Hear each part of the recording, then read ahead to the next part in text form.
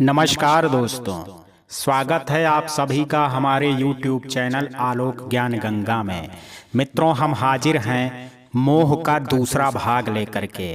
अगर आपने इस कहानी का पहला भाग अभी तक नहीं सुना है तो डिस्क्रिप्शन में मैंने उसका लिंक दे दिया है। इस भाग को सुनने से पहले इसके पहले के भाग को अवश्य सुनें। तो चलिए अब दूसरा भाग मोह का शुरू करते हैं। पिछले भाग में आपने सुना था मालिनी की नाराजगी के बीच कैसे बंदिता और रोहित हल्दी और शादी की रस्मों को निभाते हुए प्रेम पथ पर अग्रसर होते हैं। अब आगे सुनिए। रोहित की बाहों में प्रेम का पाठ पढ़ बंदिता उसके सीने से लगी किसी मासूम बच्ची सी सो रही थी, जैसे किसी बच्चे को कोई चीज मिल गई हो तो उसने कभी देखी भी ना हो। वो उसे पा करके उसके मोह में ऐसा फंस जाता है कि उन्हें उनके अलावा कुछ भी अच्छा नहीं लगता है। वो खिलौना चाहे उनके लिए अच्छा हो या बुरा। बंदिता प्रेम के पथ पर चलती हुई उस तरुणी की भांति हो गई थी जो जीवन के इस नए स्वाद का हर रस पी जाना चाहती थी। वह रोहित के मोह जाल में खुद को उलझाती हुई अपने जीवन के इस नए रंग को खुद से आत्मसात कर लेना चाहती थी। मेडिकल की शिक्षा को वो नीरस पाठ पढ़ने के बाद बंदिता को जीवन का ये नया पाठ खूब भाने लगा था। रोहित का मोह पास उसे प्रेम रस में डूबो अपनी ओर आकर्षित करता जा रहा था। वहीं बंदिता उसके मोह में पड़ती जा रही थी। दूसरे दिन सुबह उसकी नींद खुलती है, फिर खुद को रोहित की बाहों में देख करके बंदिता के मुख पे लाज की ऐसी लाली छाती है मानो आसमान में उषा ने अपनी बाहें फैला दी हों। वो धीरे से उठती है और फिर नहा धो करके वो एक पीली बंगलौरी साड़ी पहनती है। खुले बाल, उनसे टपकता पानी और सफेद चंदन जैसे शरीर पर पीली साड़ी ने बंदिता में एक अलग सा ही लावण्य भर दिया था। कुछ देर बाद दरवाजे पर नॉक होती है। वो दरवाजा खोलती है तो घर की नौकरानी चाय लेकर के आई होती है। रोहित एकदम बेखबर सोता रहता है। वो उससे मुंह पर उंगली रख करके बाहर चलने को कहती है। फिर उससे पूछती है, आपका नाम क्या है? नौकरानी, जी माया। बंदिता फिर कहती है, अच्छा माया, आप मुझे पूजा घर ले चलेंगी? क्या घर में है? माया आश्चर्यचकित होते हुए, क्योंकि वसुदेव जी के अलावा कोई घर में एक अगरबत्ती भी नहीं जलाता। हाँ चलिए मैम। बंदिता उसके पीछे पीछे पूजा घर आती है और पूजा घर के बर्तन पहले से ही धुल करके रखे होते हैं। माँ विंध्यवासिनी के विशाल चित्र के नीचे माँ दुर्गा की एक प्रतिमा, साथ में अन्य देवी देवताओं के चित्र भी थे। बंदिता धूप और दीपक में माँ का आवाहन कर माँ दुर्गा की आराधना करती है। बुआ के संस्कारों ने बंदिता में ये गुण भी भर दिया था। घंटी की सुमधुर ध्वनि और धूप की सुगंध ने पास के कमरे में आज का अखबार पढ़ रहे पांडे जी के भी कान खड़े कर दिए। वो बाहर निकले ये देखने की कि मेरे अलावा इस घर में कौन आ गया पुजारी। धूप के धुएं और पीली साड़ी में बंदिता पांडे जी को किसी साध्वी की तरह लगती है। लेकिन अभी बंदिता माँ की आरती खत्म कर उठती ही है कि तभी उसके कानों में एक आवाज गूंजी। माँ ने सारे तिरिया चरित्र सिखा के भेजा है बिटिया को कि कैसे पांडे जी को रिझाए रखना है। मालिनी जी जो बंदिता को पूजा करते देख जल भुन गई थी, क्योंकि खुद तो उसने कभी अगरबत्ती या धूप बत्ती तो जलाई नहीं थी। लेकिन तभी पांडे जी ने उनके विष भरे तीर को उन्हीं की ओर मोड़ते हुए कहा कि अपनी हद मत भूलिए मन्नू, अब वो इस घर की बहू है और हमारी शान, और अपनी शान पर कोई आंच नहीं आने दे सकते हम, समझी आप? आइंदा इस बात का ध्यान रहे। बंदिता बेटा जरा यहाँ तो आइए। आंखों में आंसू लिए बंदिता भारी कदमों के साथ पांडे जी के कमरे की ओर मुड़ गई। कमरे में पहुंच करके बंदिता अनमनी सी एक ओर खड़ी हो गई। वसुदेव जी उसे देख कर कहते हैं, बेटा मालिनी की तरफ से मैं ही तुमसे माफी मांगता हूँ। हूँ। बेटा कुछ गलतफहमियां उनके मन में हैं और वो ऐसी बच्ची है जो अपने मन का ना होने पर अपना और अपनों का ही नुकसान करती है। थोड़ी देर चुप रह करके वो फिर कहते हैं कि बेटा एक रिक्वेस्ट कर सकता हूँ। बंदिता बोलिए ना अंकल। पांडे जी ने कहा, अब तो आप भी हमें डैड कह सकती हैं, ना रोहित की तरह। बंदिता जी, पांडे जी, बेटा मेरा परिवार आपके परिवार से बिल्कुल अलग है। सब के सब बिल्कुल बेअंदाज, सब इस घर में रहते भर हैं, लेकिन किसी को किसी से कोई प्यार नहीं है। सबकी अपनी दुनिया है। रोहित थोड़ा बहुत मेरे कहने मानता है, पर मालिनी की परवरिश मुझ पर भारी पड़ जाती है। बेटा बस तुमसे यही चाहता हूँ कि रोहित को सही रास्ता दिखा दो। बेटा आपके प्यार में वो इस घर की जिम्मेदारियों को समझ ले तो शायद मैं आसान मौत मर सकूंगा। एक वचन चाहता हूँ बेटा कि कभी भी कोई परेशानी, कोई नाराजगी हो तो मुझसे बिना पूछे कोई कदम मत उठाना। बंदिता अपनी तरफ से पूरी कोशिश करूंगी। तभी रोहित वहां आता है और कहता है कि क्या बात हो रही है आप दोनों में। फिर बंदिता का मायूस चेहरा देख करके वो फिर चुप हो जाता है। तभी वसुदेव जी कहते हैं, बेटा बंदिता आपके लिए एक उपहार लाया था कल के लिए, पर कल इतनी व्यस्तता थी कि आपको दे ना सका। फिर वो रोहित से कहते हैं, रोहित अलमारी खोलो, उसमें एक लाल रंग का डिब्बा होगा, उसे निकालो। रोहित जी, रोहित अलमारी खोलता है, एक डिब्बा निकालता है जो कि एक ज्वेलरी का बॉक्स था। वो उसे वासुदेव जी को देता है। वासुदेव जी कहते हैं, इसे खोलो और बंदिता को पहनाओ। रोहित डिब्बा खोलता है, उसमें एक जड़ाऊ गला बंद हार होता है, उसमें छोटे छोटे पन्ने और मणिक जड़े होते हैं। बंदिता और रोहित की आंखें फैल जाती हैं। बंदिता कहती है कि नहीं नहीं, ये तो बहुत कॉस्टली है और भारी भी। सॉरी डैड, पर मैं इसे नहीं ले सकती। पांडे जी, बेटा ये आपसे ज्यादा कीमती नहीं है, आप इसे नहीं रखेंगी तो मुझे लगेगा कि आप मुझे अभी भी पराया समझती हैं। रोहित मस्खरी करते हुए कहता है, ले लो बंदिता, डैड अगर किसी को कुछ दें मतलब कि वो उसे बहुत पसंद करते हैं। पांडे जी, मस्खरी नहीं, चलो उसे ये हार पहनाओ। रोहित बंदिता को हार पहनाता है। बंदिता के गले वो हार ऐसा जंच रहा था कि मानो उसी के लिए गढ़ा गया हो। फिर दोनों साथ साथ पांडे जी के पैर छूते हैं और बाहर आते हैं। बाहर आने पर मालिनी और मामा मामी मिलते हैं तो बंदिता उनके भी पैर छूती है। बंदिता के गले में हार देख करके मालिनी तो जल ही जाती हैं, पर रोहित के रहते वो बंदिता को कुछ नहीं कह पाती। वो बड़े ध्यान से उसे देख रही होती हैं। उन्हें बंदिता को देखते पा करके रोहित कहता है, mom don't get jealous, dad ने अपनी इकलौती बहू को शादी का गिफ्ट दिया है। रोहित की बात सुन करके मालिनी और तिलमिला जाती है, लेकिन बस गुस्से से उसे देख करके चुप रह जाती है। तभी नेहा मामी बंदिता से कहती हैं, आओ बंदिता, तुम्हें मीठे की रस्म भी करवा दें। बंदिता रोहित की ओर देखती है, रोहित उसे जाने का इशारा करता है। फिर नेहा मामी उसे रसोई में ले जाकर के कहती हैं, बेटा जो खाने बने रखे हैं ना, उनमें कलछी चला दीजिए और सबसे पहले मीठा चलाइएगा। कहते हैं कि नई दुल्हन की पहली रसोई की शुरुआत मीठे से करनी चाहिए, उसके रिश्तों में मिठास भर जाती है। लेकिन क्या सबकी जिंदगी में ऐसा हो पाता है? भाग्य का लिखा क्या कोई टाल पाता है?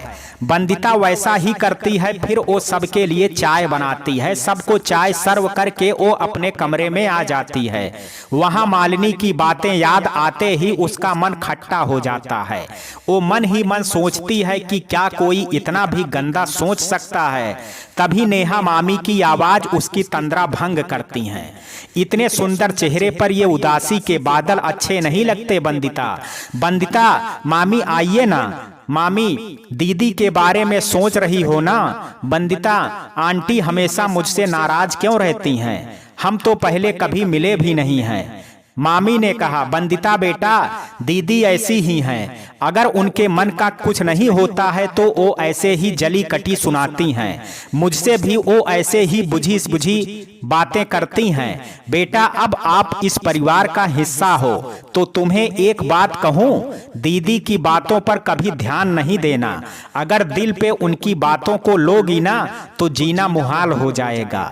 तभी रोहित की आवाज आती है, सच कह रही हैं मामी।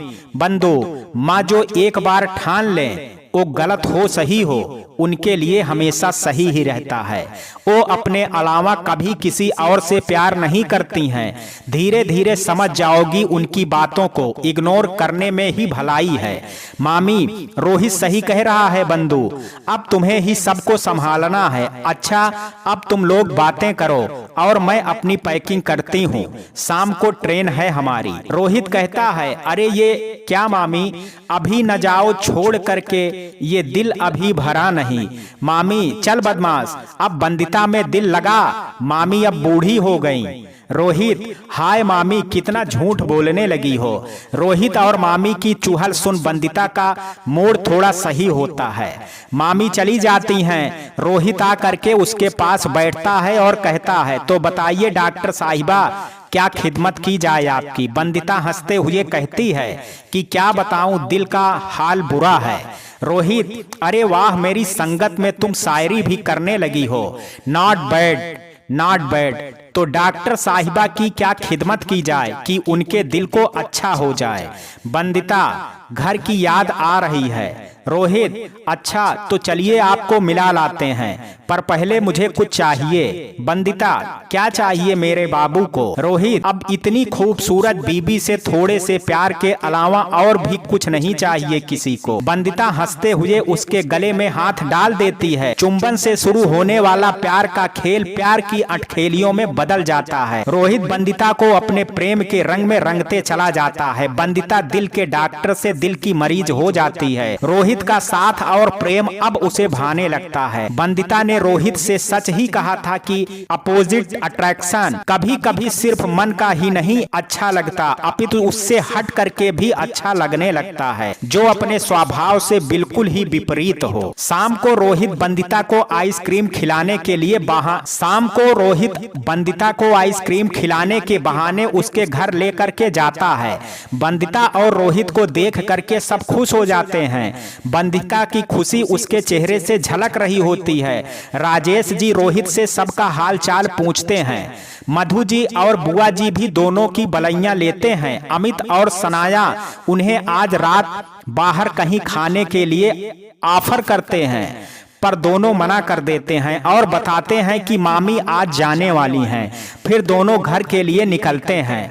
रास्ते में रोहित बंदिता से अपनी प्रेम भरी बातें करता रहता है। रात में मामा मामी के जाने का टाइम हो जाता है। बंदिता मामा मामी को उसके घर से मिले गिफ्ट देती है। मामी के जाने से बंदिता थोड़ा सा उदास सी लगती है। मामी उसे कानपुर आने को बोलती हैं। दोनों उन्हें छोड़ने स्टेशन चले जाते हैं। वापस आते हैं समय बंदिता को उदास देख करके रोहित उसे आइसक्रीम खिलाने ले जाता है, जहां एक छोटा सा बच्चा गुलाब के फूल और मोगरे के गजरे बेच रहा होता है। रोहित बंदिता को गजरे और फूल खरीद कर देता है। बंदिता का चेहरा उन्हें देख करके खिल जाता है। वो उसे थैंक यू बोलती है तो वो इशारे से किस मांगता है। बंदिता शर्मा करके गाड़ी में बैठ जाती है। रोहित भी गाड़ी में आकर के बैठता है, लेकिन गाड़ी नहीं चलती है। फिर बंदिता उससे पूछती है, चालू क्यों नहीं कर पा रहे हैं आप। रोहित, बिना मिठाई खाए मैं कोई काम नहीं करता। बंदिता, बड़े लालची आदमी हो, वैसे ज्यादा मिठाई खाने से शुगर हो जाता है। रोहित, फर्क नहीं पड़ता है, अब मुझे खानी है तो खानी है। रोहित बंदिता को अपने पास खींच करके अपनी बाहों में समेट लेता है और दोनों एक दूसरे में लीन हो जाते हैं। दूसरे दिन सुबह बंदिता जब नहा धो करके पूजा के लिए पहुंचती है तो उसे वहां पांडे जी खड़े मिलते हैं। वो बंदिता से कहती है कि बेटा बंदिता, आप दोनों के लिए विंध्याचल धाम में पूजा रखवाई है। रोहित रोहित से कहिए कि वो भी तैयार हो जाए, जल्दी जाएंगे तो जल्दी वापसी होगी। बंदिता जी अभी बोलती हूँ। बंदिता रोहित को उठाती है और उसे तैयार होने को बोलती है। फिर थोड़ी देर बाद सब विंध्याचल के लिए निकलते हैं। वहां पर गुरुदेव रोहित और बंदिता के लिए पूजा करवाते हैं। पूजा समाप्त होने के बाद सब वापस घर के लिए निकलते हैं। एक गाड़ी में वसुदेव, मालिनी और भोला होते हैं, दूसरी गाड़ी में रोहित, बंदिता और पारुल होते हैं। रोहित आगे ड्राइवर की बगल वाली सीट पर बैठा होता है और बंदिता और पारुल पीछे की सीट पर। चलते चलते काफी रात होने लगती है। पारुल और बंदिता आपस में बातें करती रहती हैं। तभी रोहित ड्राइवर से, गाड़ी एक साइड में लगा करके जरा रोक लो। रोहित की बात सुन करके वो दोनों उसे देखने लगती हैं। ड्राइवर गाड़ी साइड में लगा करके रोक देता है। तभी रोहित गाड़ी से निकल करके ड्राइवर की तरफ जाता है और उसे कॉलर से पकड़ करके बाहर निकाल करके मारने लगता है। वो कहता है, साले तू अपनी औकात भूल गया, तूने देखने की हिम्मत भी कैसे की। वो उसे बेतहासा मारने लगता है। ड्राइवर के मुंह से खून निकलने लगता है। बंदिता एकदम भौचक्की हो करके रोहित को देख रही होती है। रोहित के असली रूप का ये उसका पहला अनुभव था। वो अजीब सी कांपने लगती है। रोहित उसे बेतहासा मारने के बाद उसे वहीं सड़क पर छोड़ करके खुद गाड़ी लेकर के आगे बढ़ जाता है। बंदिता एकदम से खुद से सिमटी हुई चुपचाप सी बैठी थी। उसे रोहित के इस रूप ने एकदम साशंकित सा कर दिया था। उधर पारुल रोहित से ड्राइवर की पिटाई का कारण पूछती है तो वो कहता है, साला अपनी औकात भूल गया था, तुम लोगों को देख रहा था, साले की आंख फोड़ देता अगर डैड आगे पीछे ना होते। पारुल उनकी बात सुन करके हंसने लगती है और बंदिता रोहित के अप्रत्याशित व्यवहार से अजीब सी पसोपेश में थी। कहां एक और प्रेम और समर्पण वाला मोहक रूप और कहां एक और एक छोटी सी गलती के लिए एक आदमी को गुंडों से मारता रोहित का ये नया रूप। वो अनमनी सी आंखें मूंद करके पूरे रास्ते पड़ी रही। सबको लगा कि शायद थकी होने के नाते शांत है। पारुल ने चुहल भी की, भाई तुम्हारी क्वीन तो बड़ी नाजुक है। इतनी दूर आने जाने में ही उसका चेहरा मुरझा गया। तब रोहित कहता है, तो इसमें कोई शक है क्या? सब घर पहुंचते हैं। बंदिता अपने कमरे में चली जाती है। रोहित भी पीछे पीछे जाता है। बंदिता को वो यूं अनमना सा देख उससे पूछता है कि चाय या कॉफी मंगवाऊं? बंदिता नहीं में सिर हिला करके शावर लेने चली जाती है। शावर लेने के बाद वो एक पटियाला सूट डाल वापस आती है। रोहित को बेड पर औंधा लेटा देख करके वो ड्रेसिंग पर अपने बाल सुलझाने लगती है। वो मानो रोहित की ओर देखना ही नहीं चाहती। शायद उसे आज वाले रूप से डर सा लग गया था। रोहित उसे ड्रेसिंग पर बैठा देख करके उसके पास आ पूछता है कि क्या बात है बंधु, क्या कोई परेशानी है या मॉम ने कुछ कहा है? बंदिता रोहित से सिर्फ नहीं बोल पाई। रोहित भांप जाता है कि बंदिता कुछ बोलना नहीं चाहती है। वो भी शावर लेने चला जाता है। वापस आकर के देखता है कि बंदिता सो चुकी है। बंदिता सोई नहीं थी, बल्कि वो उस समय वो रोहित से भाग रही थी। रोहित आकर के बेड के दूसरे साइड लेट जाता है। बंदिता के लिए जीवन का ये नया पाठ कुछ कड़वा सा था, पर शायद रोहित इस पाठ पर भी अपना मोह पास फेंक करके बंदिता को अपने नए रंग रूप में बांध लेगा। दूसरे दिन बंदिता की जब आंख खुलती है तो रोहित का मुस्कुराता हुआ चेहरा नजर आता है। अपने एक हाथ से सिर को थोड़ा उठा अधलेटा सा रोहित न जाने कब से बंदिता को देख रहा था। बंदिता उसे यूं अपनी ओर देखता पा करके खुद भी मुस्कुराने लगती है। फिर रात का रोहित का चेहरा याद आते ही वह इधर उधर देखने लगती है। रोहित उसे यूं देख करके कहता है, नाराज हो? बंदिता नहीं में सिर हिला करके कहती है कि रात भर सोए या सिर्फ मुझे देखते ही रह गए? रोहित उसकी कमर में हाथ डाल करके उसे अपने से चिपकाते हुए बोला, जिसकी बीबी नाराज हो वो भला कैसे सो सकता है? बंदिता, नहीं मैं नाराज नहीं हूँ। रोहित, एक अदना से ड्राइवर के लिए तुमने मुझे पूरी रात तड़पाया। बंदिता, तुम्हें उसे इतनी बुरी तरह नहीं मारना चाहिए। रोहित, कोई मेरे घर की औरतों पर निगाह डालेगा तो मैं उसकी आंखें नोच लूंगा। होगा, मगर पता नहीं क्यों मुझे तुम्हें ऐसे देख करके अच्छा नहीं लगा। पर एक छोटी सी गलती के लिए आपने उसे कितना मारा। बंदिता बोली। रोहित उठ करके बैठते हुए, अब क्या उस ड्राइवर के लिए मेरी सुबह भी खराब करोगी? बंदिता, अच्छा छोड़ो, आओ बालकनी में बैठ करके चाय पीते हैं। रोहित भी बंदिता के पीछे पीछे बालकनी में आता है और दोनों झूले पर साथ में बैठ करके चाय पीते हैं। निर्दोष स्त्रियां ऐसी ही होती हैं, थोड़े से प्यार और थोड़ी सी परवाह उन्हें मक्खन की तरह पिघला देती है। चाय पीने के बाद रोहित बंदिता के गोद में लेट उसके हाथों से खेलने लगता है और मुस्कुराते हुए कहता है कि बंधु जानती हो, पारुल कहती है कि तुम्हारी उंगलियां भिंडी के जैसी हैं। बंदिता हंसते हुए, धत, तुम दोनों भाई बहनों के लिटरेचर पढ़ना चाहिए था, बहुत अच्छे कवि होते। रोहित, अच्छा तुम्हें पता है कि आज तुम्हारे घर वाले चौथ लेकर के आएंगे? बंदिता, नहीं, कल घर पर बात ही नहीं हुई, ना जाने क्या सोचते होंगे वो लोग की बात भी नहीं कर पाती। रोहित, अरे भाई खुश होंगे वो लोग की पति के प्यार में ऐसी रमी की सब कुछ भूल ही गई। बंदिता, हाँ हाँ, बातें करा लो साहब से। रोहित उठ करके बैठ जाता है और उसके गले में हाथ डाल करके कहता है कि हमें तो बहुत कुछ आता है, पर आप हैं कि मौका ही नहीं देती हैं। बंदिता, धत बदमाश, हटो मुझे नहाने दो। बंदिता जाने लगती है और रोहित उसका हाथ पकड़ कहता है, अरे हमें भी अपने प्यार की बारिश से नहला दो।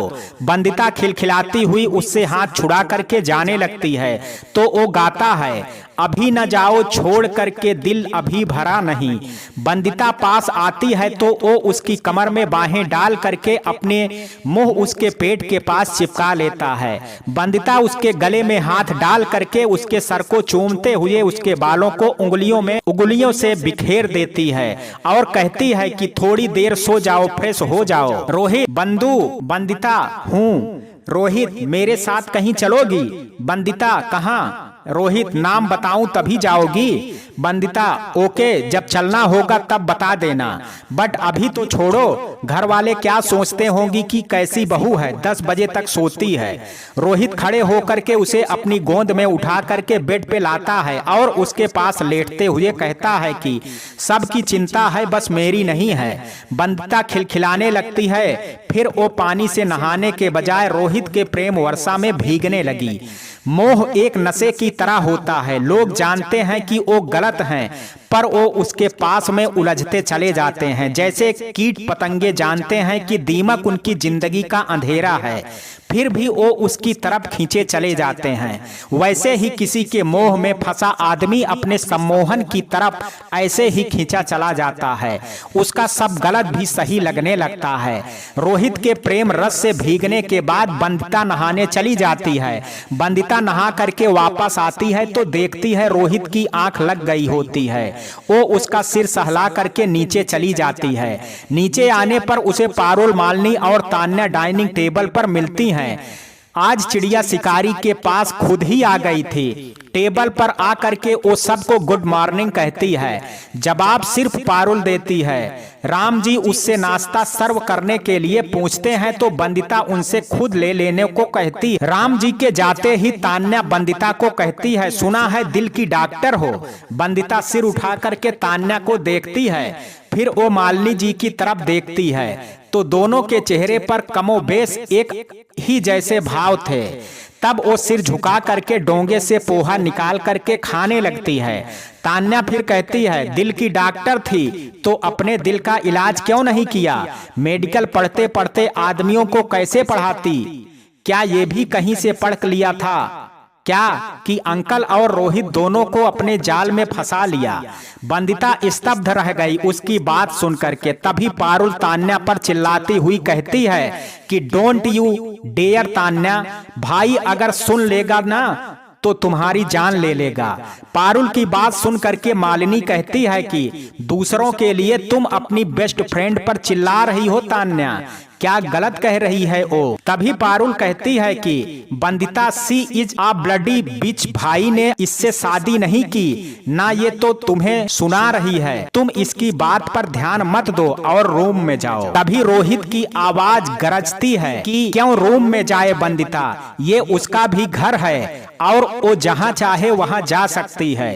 रोहित को वहां देख तीनों के चेहरे सफेद पड़ जाते हैं, क्योंकि उन्हें पता था कि रोहित अगर जान लेगा सारी बातें तो वो अपना आपा खो बैठेगा। लेकिन रोहित ने पूरी बात नहीं सुनी थी, उसने पारुल के अंतिम 2-4 शब्द ही सुने थे।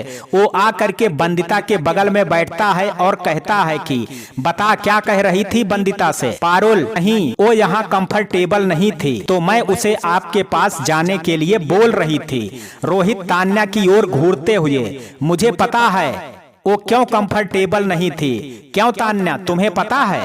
तान्या घबराते हुए, नो आई डोंट नो, मुझे क्या? रोहित, मॉम डैड कब तक आएंगे? मालिनी, बताया नहीं। रोहित, मैं और बंधु कुछ दिनों के लिए घूमने जा रहे हैं, डैड आए तो बता दीजिएगा। और हाँ, आज बंदिता के घर वाले भी शाम को आएंगे। मालिनी ये सुन करके आग बबूला हो जाती हैं, फिर कहती हैं कि मैं क्या तुम दोनों की कोई मैसेंजर हूं जो तुम लोगों की खबर सबको पहुंचाऊं? बंदिता रोहित की बात सुन करके शांत बैठी प्लेट में चम्मच घुमा रही थी और पारुल उत्तेजित हो करके उससे पूछती है, वाह भाई, आप लोग अपने हनीमून पर जा रहे हो, कहाँ का प्लान है? रोहित, जहां बंदिता कहे। फिर वो बंदिता से कहता है कि बताओ बंदिता, कहाँ चलें? बंदिता कुछ बोलती नहीं है और मालिनी और तान्या पर एक नजर डाल उठ करके अपने कमरे की ओर बढ़ जाती है। रोहित उसे जाते देख जल्दी से एक सेब ले करके उसके पीछे हो लेता है। कमरे में पहुंच करके बंदिता तान्या की बातें सोच करके सिर पकड़ लेती है। तभी रोहित वहां आता है और उससे पूछता है, चेहरा क्यों मुरझाया है आपका? बंदिता झल्लाते हुए कहती है, जब तुम्हारी मॉम तुम्हारी शादी मुझसे नहीं करना चाहती तो तुमने मुझसे शादी क्यों की? रोहित, मॉम ने फिर तुमसे कुछ कहा? बंदिता, सी डोंट लाइक मी रोहित, मैं इस तरह उनको फेस नहीं कर पाती, ऊब गई हूँ। रोहित, उनकी ओर से बिल्कुल ध्यान मत दो, और रही तुम्हारी बोरियत की बात तो चलो उसे दूर कर देते हैं। जल्दी से अपने जरूरी सामान मुझे दो, मैं पैकिंग करने जा रहा हूँ, फिर हम चलते हैं। बंदिता, कहाँ? रोहित, जहाँ तुम चाहो। अच्छा बताओ कौन से देश चलें? बंदिता, क्यों, अपने देश में घूमने की जगह नहीं है क्या? रोहित मुंह बनाते हुए, अपने देश में? अच्छा कहाँ चलें? बंदिता, जहाँ आप चाहो। रोहित, हम तो आपके गुलाम हैं, जहां आप चाहेंगी हम वहां चलेंगे। बंदिता, मैंने तो बता दिया ना। रोहित, तो फिर ठीक है, चलो। वो बंदिता का हाथ पकड़ करके चलने लगता है। बंदिता, अरे मगर सामान और शाम को माँ पापा को भी तो आ रहे हैं। रोहित, ओके, मगर अभी पैकिंग तो करो। शाम को बंदिता के पापा अंशुल, अमित और सनाया वहां आते हैं। उनको देख करके बंदिता थोड़ी भावुक हो जाती है। रोहित उन सब की खूब आव भगत करता है। पारुल भी वहां आती है, मगर मालिनी के ना होने पर राजेश जी उनके बारे में पूछते हैं तो रोहित बहाना बना देता है। थोड़ी देर रहने के बाद वो सब वहां से विदा होते हैं। उनके जाने के थोड़ी देर बाद वो दोनों भी घर से निकल पड़ते हैं, खुद को एक दूसरे के मोह पास में बांधने। रोहित बंदिता को पहाड़ों में ले जाता है। पहाड़ों की ठंडी दुनिया में वो बंदिता को अपने प्रेम की गर्मी से पिघला रहा था। फिर वो दोनों केरल जाते हैं। भगवान की भूमि बंदिता को ऐसी भाती है कि बंदिता एक दिन मलयात्री स्त्री सी सज धज करके रोहित के पास जाती है तो रोहित उसे बस देखता ही रह जाता है और कहता है, वाओ, कोई इतना खूबसूरत कैसे हो सकता है?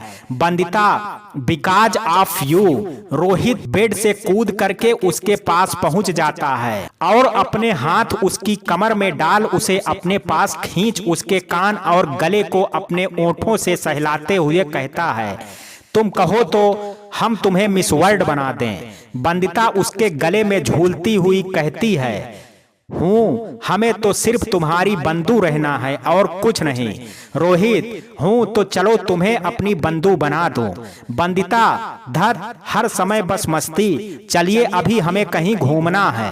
रोहित, कोवलम की तो गली गली खूबसूरत है, चलो घूम के आते हैं। वाकई केरला का कोवलम प्राकृतिक नज़ारों और आधुनिकता का बेजोड़ संगम है, जहां एक ओर एक से एक बीच और लाइट हाउस, वहीं दूसरी ओर एक से बढ़कर के एक रिसोर्ट और आयुर्वेद से जुड़े अत्याधुनिक स्पा और मसाज पार्लर हैं।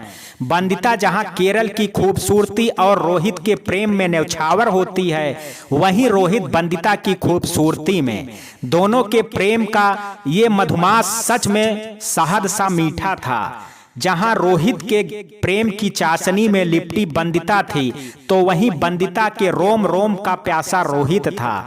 नव अंकुरित प्रेम ऐसा ही होता है, अपनी नई दुनिया में आकर के बस वो लहलहाना ही चाहता है, चाहे बाहर की दुनिया में लू के गर्म थपेड़े हों या शीत लहर हो। प्रेम जब उगता है ना, तो उसे सब कुछ बसंती लगता है। नई नई रंगीन दुनिया, प्रेम में पगी दुनिया, जहां प्रेमी जोड़े प्रेम का नया नया पाठ पढ़ करके नए नए अध्याय लिखते हैं। यहाँ सिर्फ और सिर्फ पाने की लालसा होती है, प्रेम के उस चरम सुख को जिसे कोई ना पा सका। बंदिता भी उसी अनुभूति की लालसा में रोहित के मोह में उलझ गई। केरल घूमने के बाद बंदिता को अब धीरे धीरे अपने मरीजों की याद आती है। ऐसे ही एक दिन बैठे बैठे उसने रोहित से कहा, जानते हो रोहित, अब मुझे मेरे पेशेंट याद आ रहे हैं। हॉस्पिटल में मेरे बिना प्रॉब्लम होती होगी। हाँ सर को वैसे भी सर्जरी डिपार्टमेंट में बहुत कम लोग होते हैं। रोहित को बंदिता की ये बातें अच्छी नहीं लगती हैं। वो चिढ़ करके उससे कहता है कि अच्छा, और कौन कौन याद कर रहा होगा तुम्हें, मैं भी तो जानूं। और अपने हानीमून पर अपने खूसट सीनियर और मरीजों को कौन याद करता है भला। हद है यार, मतलब यहाँ हम इनके लिए जमीन आसमान एक किए हैं और डॉक्टर साहिबा को अपनी डॉक्टरी याद आ रही है। तो मिडिल क्लास लड़कियों की यही खराबी होती है कि आसमान देखा नहीं कि अपने छत की याद आने लगी। यहाँ हम इनको जहाँ घुमा रहे हैं और ये है कि इनको अपना हॉस्पिटल याद आ रहा है। बंदिता को रोहित का ये बड़बोलापन अंदर तक धंस जाता है। वो सोचने लगी, ये क्या था, ये रोहित था या उसके लिए आसमान से तारे तोड़ने का मादा रखता है, या ये जो एक सामान्य सी बात पर उसे सड़क छाप लोगों के जैसे कितनी बातें सुनाता रोहित। वो अजीब सी दुविधा में पड़ गई थी। अब तक उसने रोहित का वही रूप देखा था जो उसे दिखाया जा रहा था, पर छन छन करके आती रोहित की धुंधली परछाई की आहट बंदिता को बेचैन कर जाती थी। मधुमास का मधु अब अधिक मीठा हो गया था, इसलिए अब दोनों थोड़ा थोड़ा उबने लगे थे। जहाँ एक ओर बंदिता को अपना पूजा जैसा चिकित्सा धर्म याद आ रहा था, वहीं दूसरी ओर रोहित अब अपने आवारगी वाले दिनों याद आ रहे थे। रह रह करके आती स्मृति अच्छे खासे मनुष्य को अनमना सा बना देती है। पर रोहित तो रोहित था ना, जब उसे बंदिता की जरूरत होती तो वो उसे अपने मोह पास फेंक करके बंदिता को पुनः अपने सम्मोहन में जकड़ लेता और बंदिता पतंगे सी उसकी ओर खींची चली जाती थी। एक दो दिन बाद रोहित बंदिता को गोवा ले जाता है। हालांकि बंदिता मना करती है, पर रोहित जिंदगी में फिर इन हसीन लम्हों का मौका न मिलने की दुहाई दे करके उसे मना ही लेता है। गोवा की रंगीनियां जहां रोहित की पसंदीदा थी, वहीं सादगी पसंद बंदिता बस सिकुड़ करके रह गई थी। वहां धीरे धीरे रोहित जहां अपने रंग में आ रहा था, वहीं बंदिता एक अनजानी आशंका से घिरी रोहित के उस प्रेम जाल में उलझी हुई थी। एक दिन शाम में बंदिता और रोहित के बीच किनारे बने होटल के स्विमिंग एरिया में टहल रहे थे। तभी उसके कुछ पुराने दोस्त मिल गए। रोहित ने बंदिता से परिचय करवाया। बंदिता को कुछ कॉम्प्लीमेंट भी मिले। रोहित और दोस्तों के बीच हा हा ही का दौर शुरू हो गया। थोड़ी ही देर में बंदिता उबने लगी तो वो उन सब से इजाजत लेकर के अपने रूम में चली आई। उधर रोहित अपने दोस्तों के साथ अपने पुराने रंग में आने को तैयार था। रूम में आने के बाद बंदिता ने शावर लिया, फिर अपने घर पर सबसे बात की तो पता चला कि अमित और सनाया वापस चले गए। फिर उसने सनाया और अमित को कॉल किया। काफी देर तक बातें करने के बाद उसने उनसे इजाजत ली। फिर उसने अपने फेसबुक और व्हाट्सएप अकाउंट की सुध ली, जिसमें नोटिफिकेशन और मैसेज की भरमार थी। वो उन्हें देख करके मुस्कुराते हुए सोचने लगी, क्या कोई मेरे जैसा भी होगा जिसे इस जमाने में अपने सोशल मीडिया अकाउंट की कोई परवाह नहीं होगी। तभी उसकी समय पर निगाह पड़ी। वो मन ही मन बुदबुदाई, अरे 11:30 हो गया, ये रोहित कहाँ रह गए, फोन करती हूँ। ये सोच बंदिता फोन मिलाती है। उधर रोहित दोस्तों का साथ पा करके नशे में चूर हो गया था। फोन की घंटी बजती है। वाइब्रेट होने पर रोहित फोन निकालता है और अपने मुंह पर उंगली रख सबको चुप रहने का इशारा करता है और कहता है, अरे चुप करो भाई लोगों, देवी जी का फोन है। वो फोन रिसीव करता है। उधर बंदिता उससे पूछती है, रोहित कहाँ रह गए आप? रोहित लड़खड़ाती जबान में, अरे हम कहाँ जाएंगे, तुम्हें छोड़कर जाने मन, बस यही हैं और थोड़ी पुरानी यादें ताजा कर रहे हैं, तुम सो जाओ मैं आता हूँ। ये कह करके रोहित फोन पॉकेट में डाल लेता है, लेकिन वो फोन काटना भूल जाता है। उधर बंदिता फोन कान से लगाए हुए ये सोचती है कि रोहित ने शराब पी है या फिर रोहित के बोलने का इंतजार करने लगी। रोहित के फोन रखते ही हंसी मजाक का ठहाका। रोहित का एक दोस्त उससे मस्खरी करता है और कहता है कि भाई एकदम गाय से शादी की है तूने, वरना हम सब की तो साक्षात सुरसा है। अब तक तो यहाँ आकर के महाभारत छेड़ चुकी होती। तभी एक दूसरा बोलता है, अरे भाई तू ये कह रहा है कि मेरी वाली अब तक मुझसे ज्यादा पी करके टल्ली हो चुकी होती और मैं उसकी वर्ल्ड बेस्ट गालियां सुन रहा होता। उसकी बात सुन करके हंसी का एक और दौर शुरू होता है। उधर बंदिता फोन कानों से लगाए सब सुन रही थी। कुछ देर बाद फिर रोहित बोला, जानते हो सालों, डैड ने उसे पसंद किया, पर जब मैंने उसे देखा ना तो लगा बस यही है राइट चांस, ब्यूटीफुल और टैलेंटेड भी। ये सुन करके बंदिता मुस्कुराने लगी, पर आगे रोहित ने जो कहा उससे वो अंदर तक कराह उठी। रोहित बोला, और अपने यार को तुम जानते ही हो कि वो ठहरा रसिया, रंगरेज, आवारा, भंवरा, जिसे दुनिया के सारे सुंदर फूल पसंद हैं। और भाई इस भंवरे को तो बस बंदिता जैसी गाय ही चाहिए थी कि मैं उसे जिस खूंटे में बांधूं बंध जाए बस। एक तो इतनी खूबसूरत और दूसरे एकदम सीधी। तो भैया मैंने बस उसी समय सोच लिया कि रोहित बाबू अगर जिंदगी मौज में गुजारनी है तो उससे शादी कर ले। वो अपनी डॉक्टरी में मस्त रहेगी और तू आवारगी में। भाइयों 1 महीने में उसके साथ हूँ। जिंदगी साली बाबा रामदेव हो गई थी, पर देवी जी के रस का पान करना था तो भाई और सभी रसों की तरफ से आंखें बंद कर ली भाई। जानते हो एक दिन मैंने अपने ड्राइवर को पीट दिया तो मैडम रात भर मुझसे डर करके एक कोने में पड़ी रही। मैंने भी सोचा जाने दो, टेरर कायम रहना चाहिए। फिर तुम तो जानते ही हो अपने भाई को। दूसरे दिन फिर अपना प्रेम जाल फेंक मना लिया। जानते हो मॉम तान्या से मेरी शादी करवाना चाहती थी। कभी कभी सोचता हूँ कि उससे शादी कर ली होती तो कम से कम मुझे पीने से तो मुंह नहीं मोड़ना पड़ता। तभी उसके एक दोस्त ने कहा, वाह तान्या यार, सो हार्ड। रोहित, हाँ यार हार्ड तो बड़ी है, पर यार एक नंबर की नाटकबाज है साली। दारूबाज तो मुझसे भी बड़ी है और डैड तो देखना भी पसंद नहीं करते। साला उससे शादी हो जाती तो हर जगह मेरे साथ पेंडुलम जैसी लटकती रहती। अगर मैं उससे शादी करता तो डैड मुझे अपनी जायदाद से बेदखल कर देते। इसलिए भाई मैंने फ्यूचर इन्वेस्टमेंट की और भाई मैंने बंदिता से शादी कर ली ताकि जिंदगी के मजे भी कम ना हो और डैड भी खुश रहें। बट यार डैम बोर लड़की है यार, मतलब उसकी लाइफ में इंजॉइंग की कोई वैल्यू ही नहीं है। देखा ना कैसे थोड़े ही देर में बोर हो करके कमरे में भाग गई। बस दिन भर मेरा मुंह देखती है और मुस्कुराती रहती है।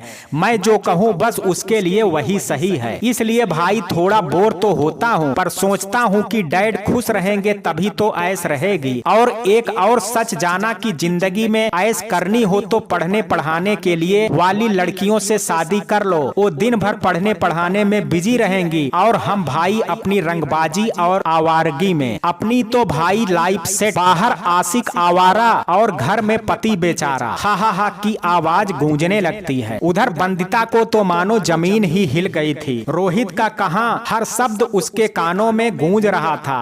वो एक हाथ से अपना सीना पकड़ करके जमीन पर बैठ गई थी। फोन हाथ से छूट करके जमीन पर गिर पड़ा था। दिल ऐसे धड़कने लगा मानो उछल करके बाहर आ जाएगा। बंदिता खुद को अस्तित्व विहीन लगने लगी थी। वो मन ही मन बुदबुदाती है कि उसने मुझसे शादी सिर्फ इसलिए की ताकि मैं उसके जीवन में कोई बाधा ना बनूं। इतना बड़ा छल। बंदिता के आंसू बस गिरते चले जा रहे थे। आज प्रेम का बादल हट गया था और सच की तपिश आंखों का निचोड़ रही थी। बिना नींव का प्रेम ऐसा ही होता है। एक ठोकर लगी नहीं कि प्रेम रूपी इमारत की हर दीवार हिलने लगती है। बंदिता इस समय एक ऐसे ही मानसिक द्वंद से गुजर रही थी जहां सब कुछ डोल रहा था। उसका विश्वास, उसका प्रेम, उसका रिश्ता, सब कुछ। उसे समझ ही नहीं आ रहा था कि मनुष्य के सबसे जटिल अंग हृदय एक क्षण में चीर करके रख देने वाली वो रोहित के हृदय को क्यों नहीं पढ़ पाई। क्या सब कुछ रोहित का छलावा था महज उसे पाने के लिए? वो प्रेम, वो स्नेह, वो उसके लिए दीवानगी, क्या सब कुछ दिखावा और छलावा था? क्यों उसकी आंखों में सिर्फ प्रेम नजर आता था, वो छल नहीं? इस कड़वी हकीकत ने बंदिता को निढाल कर दिया। आधी रात के बाद वो उठी, उसे उबकाई सी आने लगी। वो बाथरूम की ओर भागी। वो जो उसके मन में जो कुछ धंस गया था उसे वो खुरच खुरच करके बाहर कर देना चाहती थी।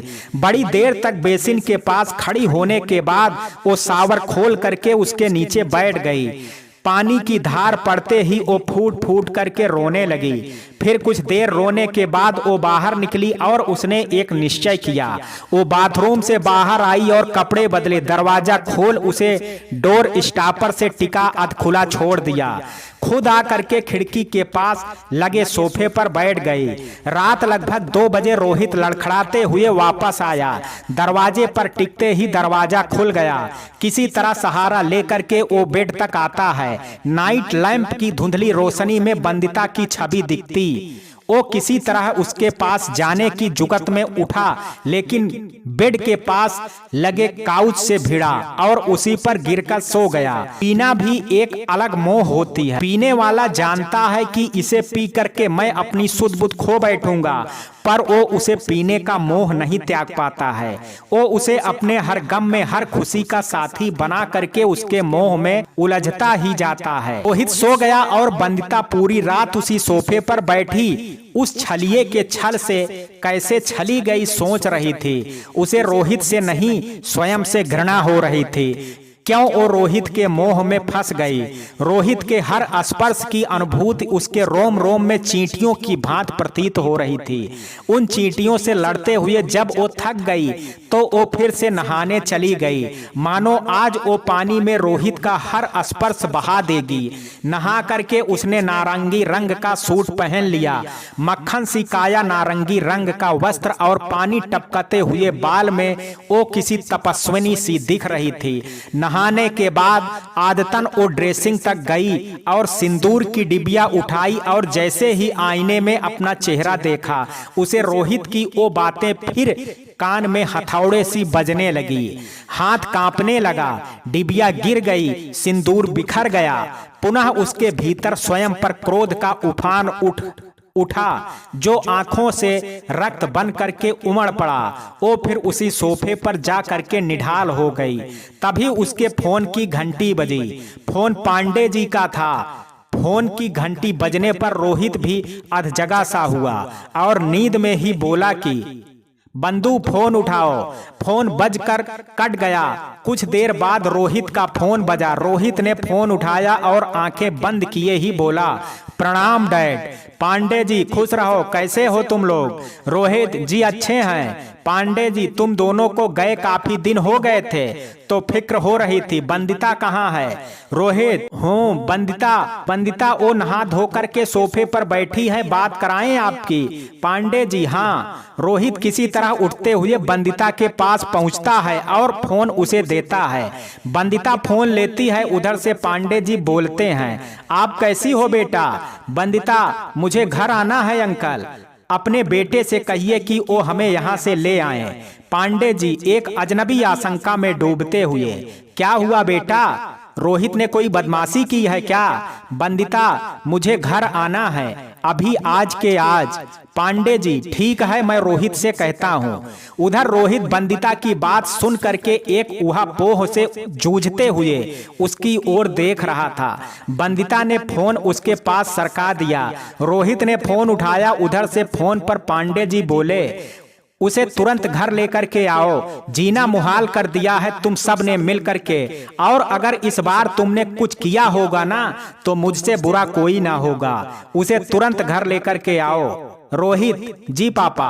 रोहित समझ गया रात की शराब ने कोई तूफान मचा गई है, पर उसने फिर अपनी छल का मोह पास फेंका। बंदिता से कहा, ओ बंधु, दरअसल दोस्तों ने अभी उसकी बात पूरी भी नहीं हुई थी कि बंदिता घायल शेरनी की तरह दहाड़ती हुई बोली, भंवरे, गायों को सफाई नहीं देते हैं ना। रोहित समझ गया कि बंदिता ने उन सब की बातें सुन ली है, फिर भी वो संभालते हुए बोला, सॉरी बंदिता। बंदिता आंखों से आग बरसाती हुई बोली, बस अब मुझे कोई तमाशा नहीं चाहिए, समझे? जाने को तो मैं अकेले भी जा सकती हूँ, पर अंकल का वचन दिया है मैंने, और दूसरों का विश्वास कभी नहीं तोड़ती मैं। बंदिता की आंखों में क्रोधाग्नि देख करके रोहित सिहर सा गया।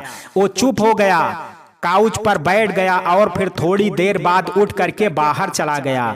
उसने फिर से पीना शुरू किया। उसे बंदिता का क्रोध से जलता हुआ वो चेहरा याद आ गया था। दूसरी ओर अपने पिता के जलते हुए सवाल को वो समझ नहीं पा रहा था कि वो उसे स्थिति का सामना कैसे करे। उसे बंदिता पर गुस्सा आने लगा। उसे लगा कि ऐसा क्या कर दिया मैंने जो उसने इतना बड़ा तमाशा कर दिया। रूठना तो रूठती है, मैं माफी मांग लेता हूँ, पर ये ब्लडी मिडिल क्लास लड़कियां जब तक किसी चीज का तमाशा ना बना लें चैन नहीं मिलता है। मॉम सही कहती हैं कि ये मिडिल क्लास की लड़कियां जिंदगी को कहीं धुआं ना कर जाएं। पीते पीते मन का गुस्सा दिमाग में भरने लगा। वो झटके से उठा, हाथ से एक बोतल ली और अपने कमरे की ओर बढ़ गया। यद्यपि बार वाला चिल्लाते रह गया कि सर, हम आपके कमरे में यम सर्व कर दें रहे हैं, पर रोहित तो रोहित था ना। वो लड़खड़ाते बुदबुदाते अपने कमरे तक गया।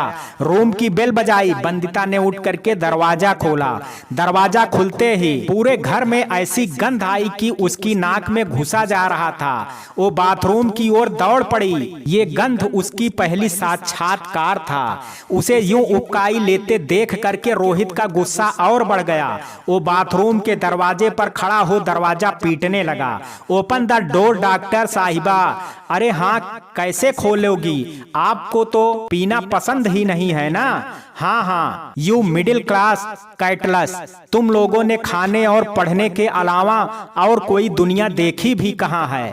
अरे तूने पूरी लाइफ में अपनी पढ़ाई पर खर्चा नहीं किया होगा, उससे तिगुनी मैंने पीने में खर्च कर दिया है। हाँ, मुझे पीने से नफरत है, पर तुम कुछ नहीं कर सकती मेरी जान। अब इसी नशेड़ी के साथ ही तुम्हें ये जिंदगी गुजारनी है। मेरा ओ बेवकूफ बाप सोचता है कि तुमसे शादी करके वो मेरी पीने की लत छुड़वा देगा, पर वो ये नहीं जानता है कि पीने वाला क्या चीज है। अरे भाई, तुम क्या जानो ये कौन सी जन्नत है? तुम्हारा वो मिडिल क्लास बाप जिसने वो जिंदगी में मक्खी भी नहीं मारी, वो नशे के बारे में क्या जाने। जिगर चाहिए, जिगर इसे पीने के लिए। बड़ी आई है मुझे बदलने वाली, जा जो करना है वो कर, मुझे किसी का डर नहीं है। बाथरूम में घुसी बंदिता के ऊपर रोहित का हर शब्द हथौड़े सा बरस रहा था। वो क्रोध और भय से दोनों से कांपने लगी। वो उसी बाथरूम में अपने घुटने मोड़े खुद को उसमें समेटे लगी थी, मानो वो कोई आवरण ओढ़ रोहित से बच जाएगी। आंखों की बारिश भी अब बरसते बरसते बंद हो चुकी थी, पर आंखों की लाल डोरियां अब तपिश का संकेत कर रही थी। रोहित बड़बड़ाते चिल्लाते बेड पर के जाकर के लुढ़क सा सो गया। बंदिता को ठंड का एहसास हुआ तो वो रोहित की आहट ले वो फिर से उसी सोफे पर आ दुबक गई। कभी कभी पुरुषों को ये भ्रांति हो जाती है कि कम बोलने वाली लड़कियां कमजोर होती हैं। शायद उन्हें भान नहीं होता है मौन सबसे बड़ी ताकत होती है। उनमें ये धारणा होती है कि स्त्री आत्मनिर्भर हो या निर्भर, उनके बिना कोई उनका अस्तित्व नहीं। वो सही करें या गलत, कुछ समय बाद स्त्री उसे उसी रूप में स्वीकार कर लेगी। पर वो उनकी सबसे बड़ी भूल होती है, क्योंकि वे नहीं जानते काया तो छाया छोड़ दे तो उनका कोई अस्तित्व तो नहीं होता है। स्त्री पुरुष की छाया ही तो है। कुछ घंटों बाद जब रोहित की नींद खुली तो उसने बंदिता को यूं निढाल पड़े देखा। कुछ देर उसे देखने के बाद वो बाहर से दरवाजा लॉक करके नीचे चला गया। उसे डर था कि कहीं गुस्से में वो कुछ गलत ना कर बैठे। थोड़ी देर बाद एक रूम सर्विस वाला चाय और नाश्ता लेकर के आया। बंदिता ने उसे रखवा दिया। थोड़ी देर बाद जब रोहित आया तो चाय नाश्ता वैसे पड़ा देख करके बंदिता को देखने लगा। आंखें बंद किए सोफे पर सिकुड़ी बंदिता को देख करके उसका मन कचोटने लगा। कुछ देर बंदिता को देखने के बाद वो पैकिंग करने लगा और अपनी बंदिता दोनों की। बंदिता वैसे ही निष्प्रिय सी पड़ी रही, मानो उसे कोई चाह ही नहीं। दोनों के बीच पसरा मौन उस कमरे में आने वाले तूफान की आहट जैसे लग रहा था। घड़ी में 7 बजने वाले होते हैं तो रोहित बंदिता से कहता है 9 बजे की फ्लाइट है, रेडी हो जाओ। बंदिता अनसुनी सी उठती है और बाथरूम में जा करके मुंह धुल करके वापस आती है। फिर उसने सूटकेस में से एक जीन्स कुर्ती निकाल करके पहन ली। आंखों पर गॉगल्स लगा लेती है। वो उस गॉगल्स से अपने आंखों में उतर आए जीवन के हर झंझावत को छुपा लेना चाहती थी। दोनों बाहर आए। रोहित ने टैक्सी बुला रखी थी। दोनों टैक्सी में एक एक कोना पकड़ करके खिड़कियों पर लद से गए, मानो उनके बीच की वो दूरी किसी दलदल सी हो गई हो। जो उसमें जाएगा धंसता चला जाएगा। यद्यप रोहित रह रह करके कुछ देर में उसे देख लेता, परंतु बंदिता के लिए तो उस समय रोहित उसे मकड़े सा लग रहा था। वो यूं सिकुड़ी हुई बैठी थी मानो रोहित उसे फिर से अपने मकड़ जाल में उलझा लेगा। वो एयरपोर्ट पहुंचते हैं। पूरे रास्ते दोनों में कुछ बातचीत नहीं होती है। जहां रोहित पांडे जी का सामना करने का सोच सिहर रहा था, वहीं बंदिता उस मानसिक द्वंद्व से गुजर रही थी। जहां एक तरफ रोहित की बातें उसे हृदय के कुरोद रही थी, वहीं दूसरी तरफ उसका प्रेम, रोहित के साथ बिताए हुए पल उसे उन बातों को झुठला रहे थे। वास्तव में प्रेम और क्रोध का मानसिक संघर्ष बड़ा पीड़ादायी होता है, और तब जब बात प्रेम और अस्तित्व के बीच चुनाव की हो। बंदिता और रोहित दोनों को अपना अपना अहम बहुत प्यारा। फ्लाइट लैंड होती है, दोनों बाहर आते हैं। बाहर उन्हें पांडे जी और भोला दिखते हैं। बंदिता फिर से अपने गॉगल्स आंखों पर चढ़ा लेती है। आगे पीछे चल रहे दोनों को देख पांडे जी को दोनों के बीच सुलग रही आग को वो भांप जाते हैं और वो भोला से टैक्सी में आने को कह दोनों को अपनी गाड़ी में आने का आदेश दे। गाड़ी में पूरे रास्ते मौन पसरा रहता है। पांडे जी राजनीति के धुरंधर थे, सो बंदिता का चेहरा देख करके वो समझ गए मामला गंभीर है।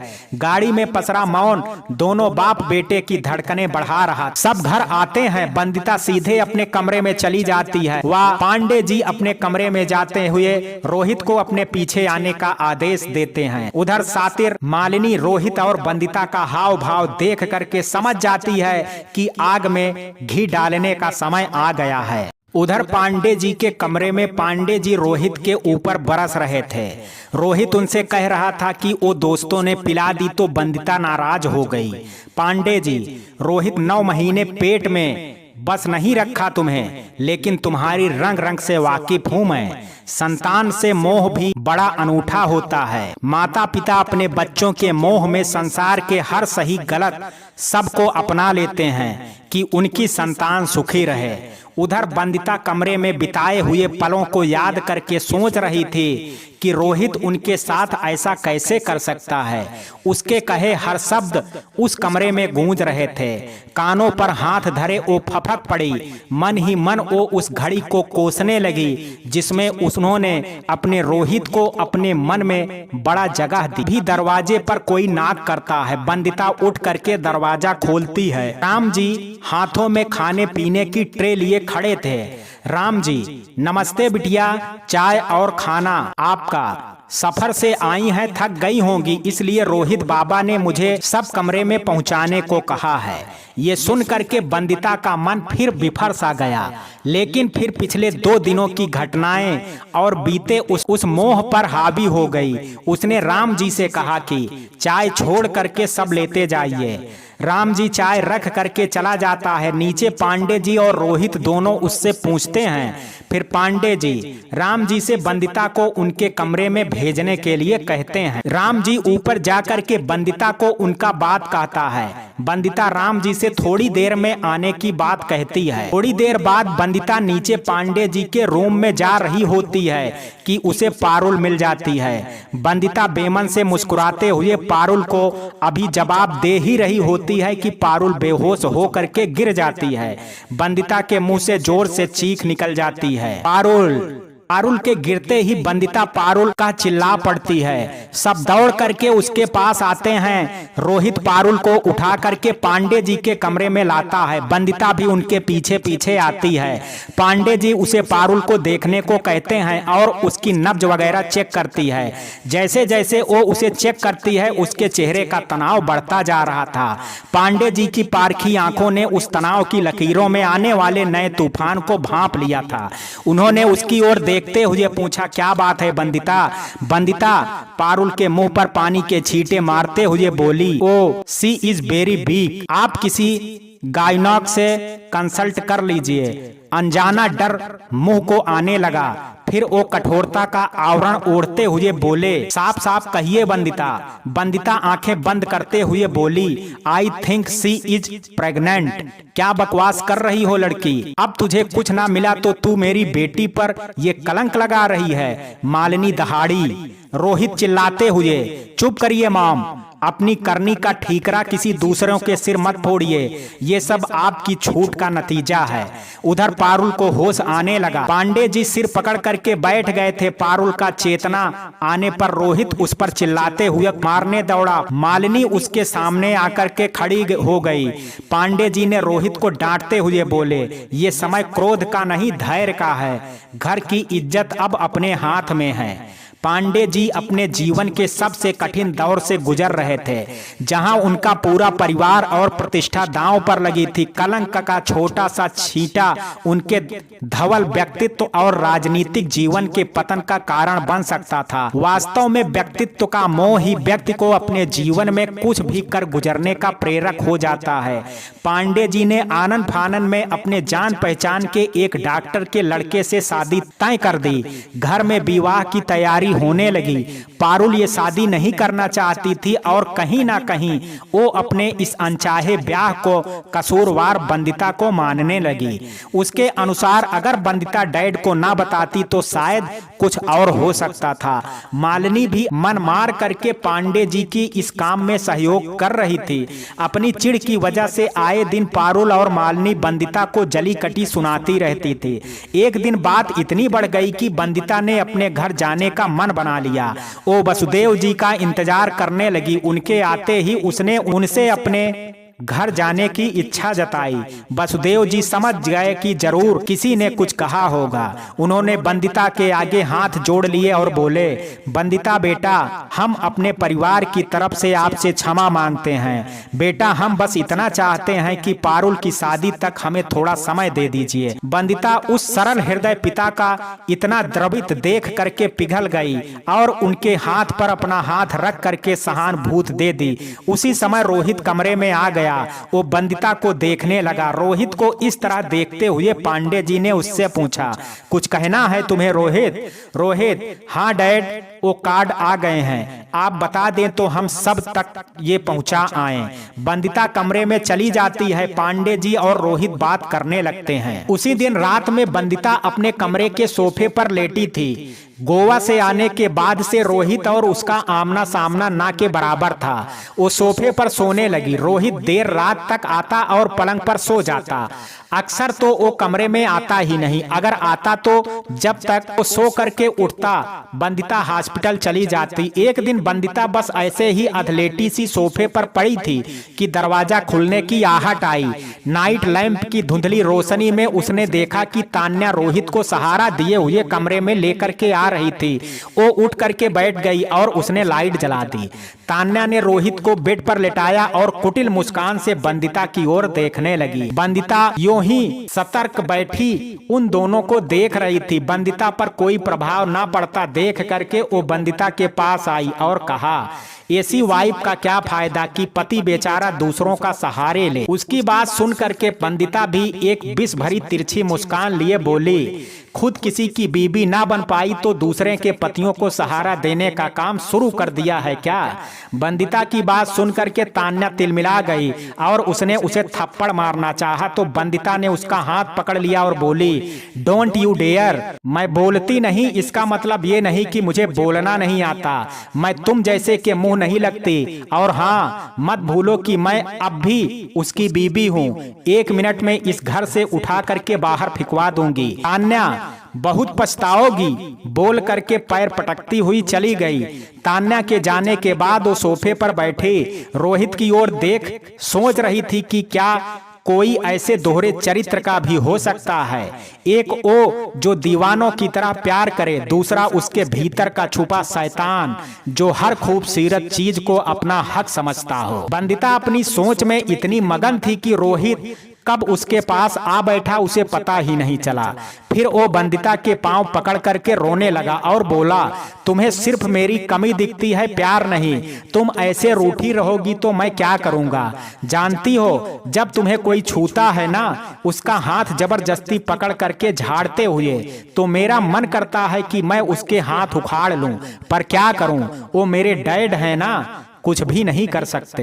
रोहित का हर शब्द बंदिता के कानों में चींटियों सा घुसा जा रहा था। उसके माथे की कनपटी से खून ऐसे दौड़ रहा था मानो कोई दौड़ने की प्रतियोगिता हो रही हो।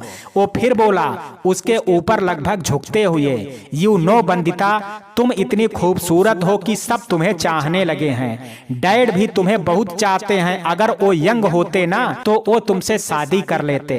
रोहित के आखिरी शब्दों को सुन करके बंदिता मछली सी नाच उठी और रोहित को एक तरफ ढकेलते हुए बाथरूम में दौड़ पड़ी।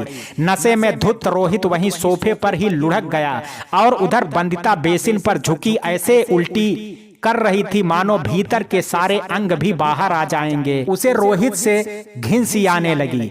रोहित की बात सोच करके उसकी जी मचल जाता था। बेसिन में रोहित के कहे हर शब्द हर उस दुर्गंध को बहा देना चाहती थी। काफी देर बाद वो खुद को समेटती है और कमरे की बालकनी में पड़ी इजी चेयर पर जा निढाल हो जाती है। दूसरे दिन बंदिता हॉस्पिटल चली जाती है। फिर थोड़ी देर के लिए घर और वापस आते हुए उसे फिर थोड़ी देर के लिए हॉस्पिटल जाना पड़ा। वास्तव में उसे उस घर जाने का ही मन कर रहा था। उसने फोन करके वसुदेव जी से देर से घर पहुंचने की बात बता दी थी। वो भी कहीं आउट ऑफ सिटी थे। बंदिता लगभग 12 बजे के आसपास घर पहुंची। पता नहीं क्यों मालिनी आज किसी बात पर भड़की थी। संयोग से रोहित घर पर ही था और बंदिता को कमरे में ना पा करके वो बेचैन हो करके इधर उधर टहल रहा था। तभी बंदिता की गाड़ी का हार्न बजा।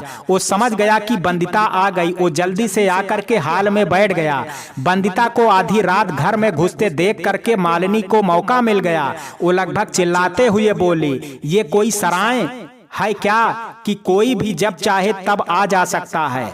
उनकी बात सुनकर के बंदिता रुक गई लेकिन कुछ बोली नहीं। मालिनी इस पर और भड़क गई और बंदिता के पास जाकर बोली, किस बात का घमंड है तुम्हें? तुम्हारे माँ बाप ने यही सिखाया है कि कैसे हॉस्पिटल के नाम पर कैसे आधी आधी रात को आवारा गर्दी करो? रोहित चिल्लाया। मॉम! मालिनी की बात सुन करके बंदिता के अंदर ज्वालामुखी सा सुलग गया। आज परवरिश पर हमला था। वो पलटी और मालिनी की आंखों में आंखें डाल करके बोली, मेरे माँ बाप ने हमारे कदम इतने मजबूत बनाए हैं कि हम अपने कदमों से वापस आए और आपने तो ऐसी परवरिश दी है कि आपकी औलादें शराब पी करके दूसरे के कंधों पर लद करके वापस आए। मुंह खुला का खुला रह गया माँ बेटे का। मालिनी मुंह तोड़ जवाब देने वालों से थी, पर उस दिन वो बंदिता की आंखों से निकलती ज्वाला को देख न जाने कैसे चुप रह गई। रोहित भी तिलमिलास आ गया, पर कुछ बोल ना सका। बंदिता कमरे में चली गई, रोहित बाहर चला गया। उसे फिर से पीने का सहारा चाहिए था। धीरे धीरे शादी का दिन आ गया। शादी में बंदिता के घरवाले भी आए। चटक लाल बनारसी और जड़ाऊ हार में बंदिता महारानी सी दिख रही थी, पर चेहरे पर आई उदासी की छाया से उसकी माँ का मन कचोट रहा था।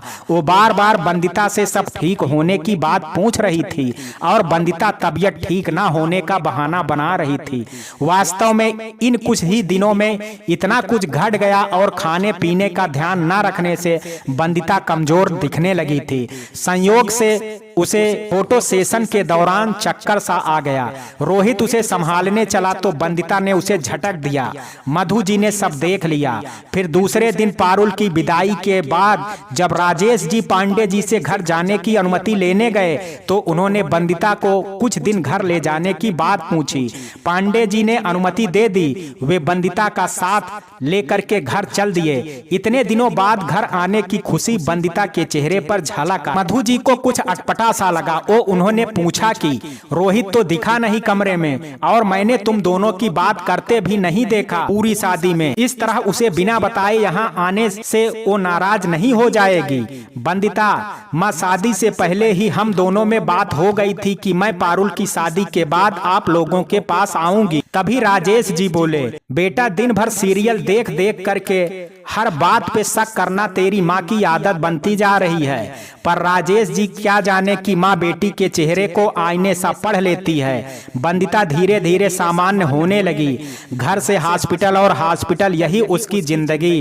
पर बुआ और मधु जी को रोहित की गैर मौजूदगी खल रही थी। इतने दिनों से रोहित एक दिन भी बंदिता से मिलने नहीं आया। ना ही बंदिता कभी उससे फोन पर बातें करती दिखी। बुआ की पारखी आंखें दोनों के रिश्ते में आ गई कड़वाहट को भांप गई थी।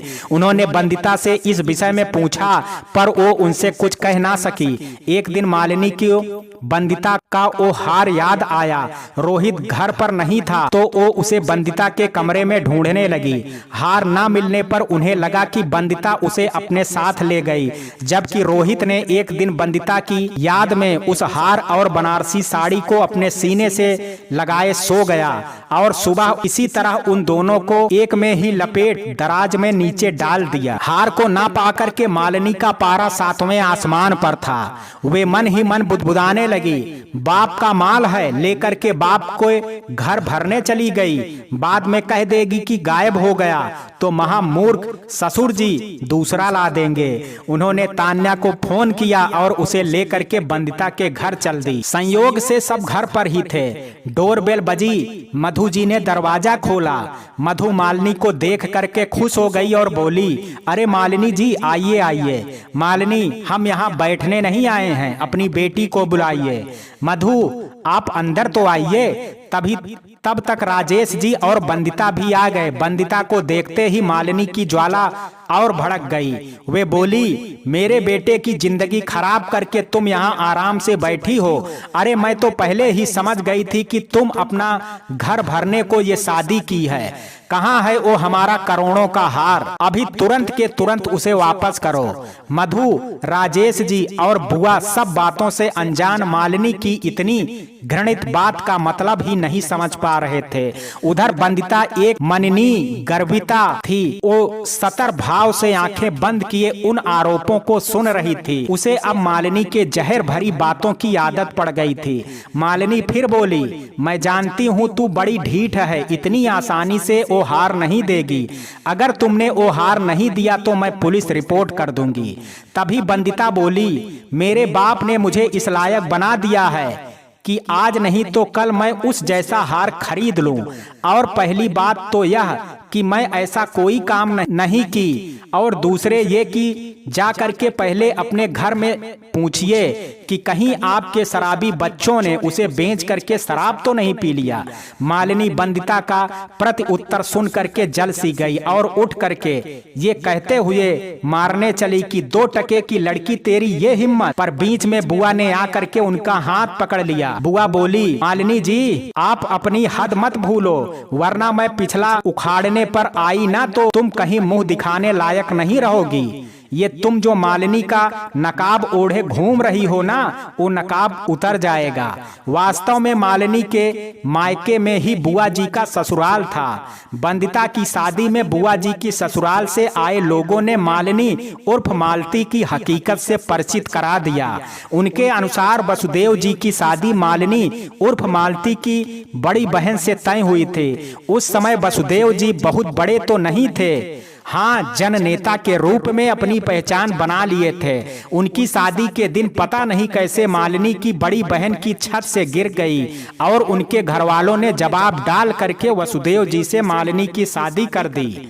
बुआ की बात सुनकर के मालिनी जी थोड़ी नर्म पड़ी और अपनी वाली तो उन्हें करनी ही थी, तो वो राजेश जी की तरफ मुड़ते हुए कहती हैं, मुझे इस लड़की से कोई मतलब नहीं है, मुझे बस वो हार दे दो। वैसे तुम लोगों का अच्छा है कि पहले लड़की को पढ़ाओ लिखाओ, फिर किसी बड़े घर के लड़के को फंसा करके शादी कर लो और फिर उससे थोक भाव में महंगे गहने मंगवाओ। यही सब करना था तो लड़की को धंधे पर बिठा देना था। मालिनी के ये शब्द राजेश जी के शरीर में किसी सांप के जहर में फैल गया और वो पूरी ताकत से चिल्लाए। क्रोध से उनका हाथ मालिनी के ऊपर उठने ही वाला था कि पता नहीं कहां से रोहित आ गया। उसने राजेश जी को धक्का दे दिया। वो चिल्लाते हुए बोला, औकात भूल गए हो तुम लोग, अपनी हद में रहो वरना अंजाम। वास्तव में उसने कोई बात नहीं सुनी। वो उसी समय दौड़ते हुए घर में दाखिल हुआ जब राजेश मालिनी की बात सुन करके गुस्से में आ गए थे। रोहित की बात सुन करके बंदिता को भी गुस्सा आ जाता है। वास्तव में माँ बाप की प्रतिष्ठा संतान के लिए सबसे ऊपर होती है और फिर बंदिता के लिए उसके पिता प्राणों से भी ज्यादा प्यारे थे। वो लगभग चिल्लाते हुए बोली, और अगर 1 मिनट के अंदर तुम अपनी माँ को यहाँ से नहीं ले गए ना, मैं क्या करूंगी ये मैं खुद नहीं जानती। रोहित बंदिता से उलझना नहीं चाहता था, इसलिए वो अपनी माम को वहां से जल्दबाजी में जबरदस्ती लेकर के जाता है। उधर राजेश जी एकदम पत्थर की मूर्ति बने बुआ जी के पैरों के पास फपक पड़े। ये क्या हो गया दीदी, कितने विश्वास से अपनी बेटी को बसु को दी, क्या इसी दिन के लिए दी थी। उधर बंदिता बुद्ध बनी अपने घर वालों को देख रही थी कि कैसे हंसते खेलते परिवार को उसके नाते ये दिन देखना पड़ा। उधर कार में रोहित ने अपनी मॉम से गुस्से में पूछा, आपको यहाँ आने के लिए किसने बोला था। मालिनी जैसे औरतें अपने बचाव का जवाब पहले ही तैयार रखती हैं, वो सुबकते हुए बोली, पारुल के जाने के बाद घर खाली सा लगता है और मैं तो तुम्हारे लिए वहां गई थी, मुझे क्या पता वो मेरे साथ ऐसा व्यवहार करेंगे। हालांकि रोहित को माँ की बात का ये विश्वास नहीं था, पर जब रिश्ते बिगड़ते हैं ना तो छोटी छोटी बातें भी अकड़ियों सी मन में धंसने लगती हैं। कुछ दिन बाद वसुदेव जी जब घर आए तो घर पर बंदिता और रोहित को ना पा करके उन्होंने राम जी से पूछा, तो राम जी ने कहा कि बहू तो तब से नहीं आई और बाबा बस दिन रात शराब में डूबे रहते हैं। वसुदेव मन ही मन कराहते हुए बोले, हे माँ इस घर की रक्षा करो। दूसरे दिन वसुदेव जी बंदिता को लेने घर पहुंचे। वसुदेव को आया देख करके सब आ गए, बस बंदिता नहीं आई। वसुदेव ने राजेश और बाकी सबके चेहरे को देख करके अंदाजा लगा लिया कि बात अब शायद हाथ से निकल गई है, पर फिर भी वो संयत हो बोले, राजेश कितने दिन हमारी बेटी को अपने पास रखोगे। अब मैं आ गया हूँ, उसे लेने उससे कहो अब घर चले। राजेश जी आंखों में आंसू भर करके, क्या सच में तुमने उसे बेटी माना था? अगर माना था तो बासु इतना बड़ा छल क्यों किया तुमने? बताओ बासु, तुम्हें तो कोई भी मिल जाता, पर मेरी उस भोली सी बिटिया ने क्या बिगाड़ा था तुम्हारा, जो तुमने उस नालायक शराबी बेटे के साथ इसे बांध दिया। और तुम्हारी बीबी ने तो हद ही कर दी, जो इस पर चोरी जैसा घिनौना इल्जाम लगा दिया। माना कि हम मिडिल क्लास हैं, पर हम तो तुम्हारे पास नहीं गए थे ना, तुम आए थे हमारे पास और ऐसा छल किया तुमने बासु। वे फफक करके रो पड़े। राजेश जी फिर बोले, माफ करना वसुदेव पांडे, हम भोले जरूर हैं मगर इतने भी मूर्ख नहीं कि रोहित जैसे आवारा के साथ अपनी देवी जैसी बेटी को तुम्हारे पागल खाने में मरने के लिए भेज दें। उन्होंने पांडे जी के सामने हाथ जोड़ा और कहा, हमें माफ करें पांडे जी, अब आप जा सकते हैं। इतना अपमान और तिरस्कार सहना पड़ता है माता पिता को अपनी कुपात्र संतानों के कारण, पर माता पिता वह सब सह करके भी उनके लिए अच्छा ही सोचते हैं। वसुदेव जी सीने पर हाथ धरे गाड़ी में आते हैं और भोला से घर चलने के लिए कहते हैं।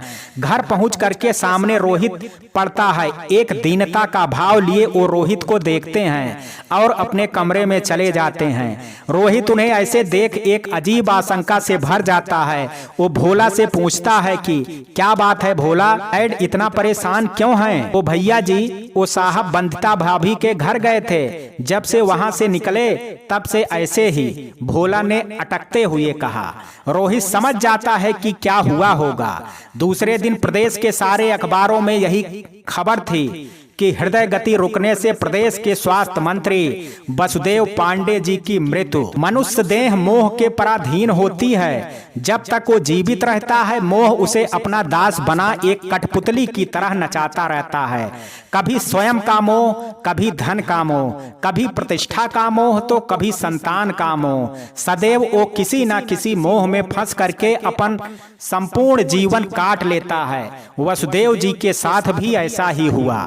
दूसरे दिन जब अखबार ने जब जनप्रिय नेता वसुदेव पांडे के निधन की खबर मिली, आधा शहर ही उनके घर के बाहर जमा हो गया।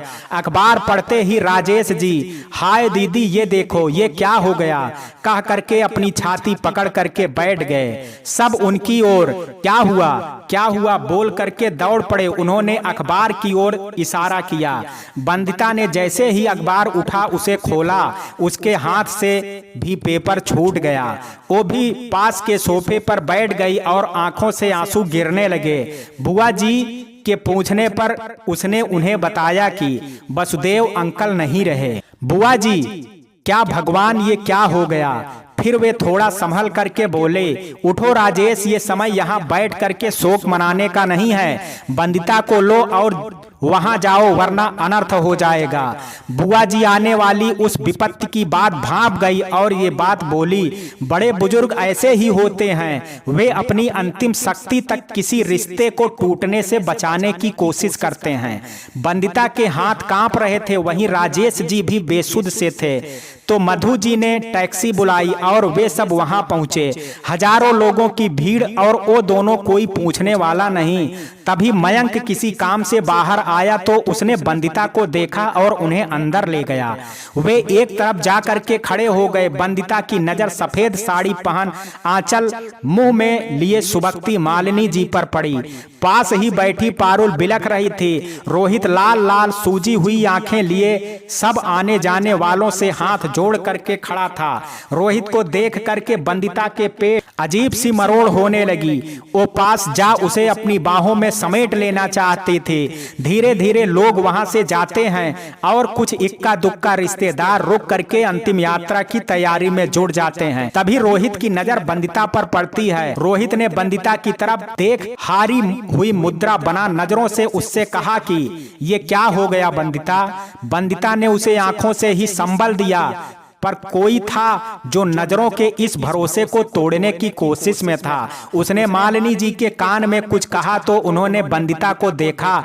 इसी बीच रोहित को कोई बाहर बुला लेकर गया। मालिनी बंदिता और राजेश जी के पास आई और बंदिता का हाथ पकड़ उसे झकझोरते हुए बोली, तूने मारा पांडे जी को, तूने अब यहाँ किसको मारने आई है? मनहूस कहीं की। जिस दिन से हमारे घर में कदम रखा है उस दिन से हमारे घर की खुशियां लूट ली तूने। बंदिता पर यह सबसे बड़ा आरोप था। आवारा गर्दी और चोरी के बाद सीधे किसी को मारने का आरोप। वो कांपने लगी। उसके गले से बस इतनी आवाज निकली, पापा घर। मालिनी फिर झपटी, इतनी आसानी से मैं तुझे जाने नहीं दूंगी, तेरी जिंदगी नर्क बना दूंगी। अब राजेश जी बोले, देखिए बहन जी, मैं जानता हूँ कि आप सदमे में हैं, पर आप ये क्या कह रही हैं। तभी मालिनी जी ने रोहित को आते देखा और जोर जोर से रोने लगी और कहने लगी, मैं तो सोच रही थी कि तुम लोग हमारे दुख को कम करने आए हो, पर तुम तो जले पर नमक छिड़क रहे हो। चले जाओ, मेरी आंखों के सामने से चले जाओ। वो अपने सीने पर हाथ तेज तेज रख करके रोने लगी। रोहित तेजी से आ उन्हें पकड़ता है तो वो गुस्से से हाँफते हुए कहती हैं, इन्हें हटाओ, मेरी नजरों के सामने से हटाओ।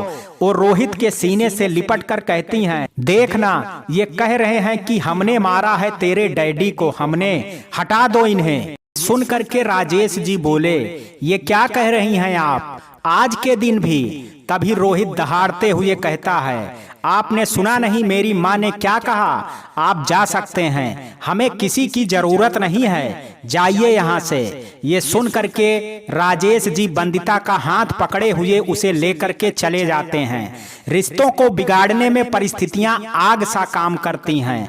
लोग चाह करके भी अपने रिश्तों को बचा नहीं पाते हैं। रोहित और बंदिता के साथ भी ऐसा ही हो रहा था। धीरे धीरे दिन बीतने लगे। दोनों के बीच की दूरी जेठ के दिनों से लंबी और तपिश भरी होती जा रही थी। रोहित जहां परिवार संभालने में जुट गया तो वहीं बंदिता हॉस्पिटल में। इसी तरह एक दिन वो अभी हॉस्पिटल में आई थी कि बेल बजी। बंदिता ने दरवाजा खोला।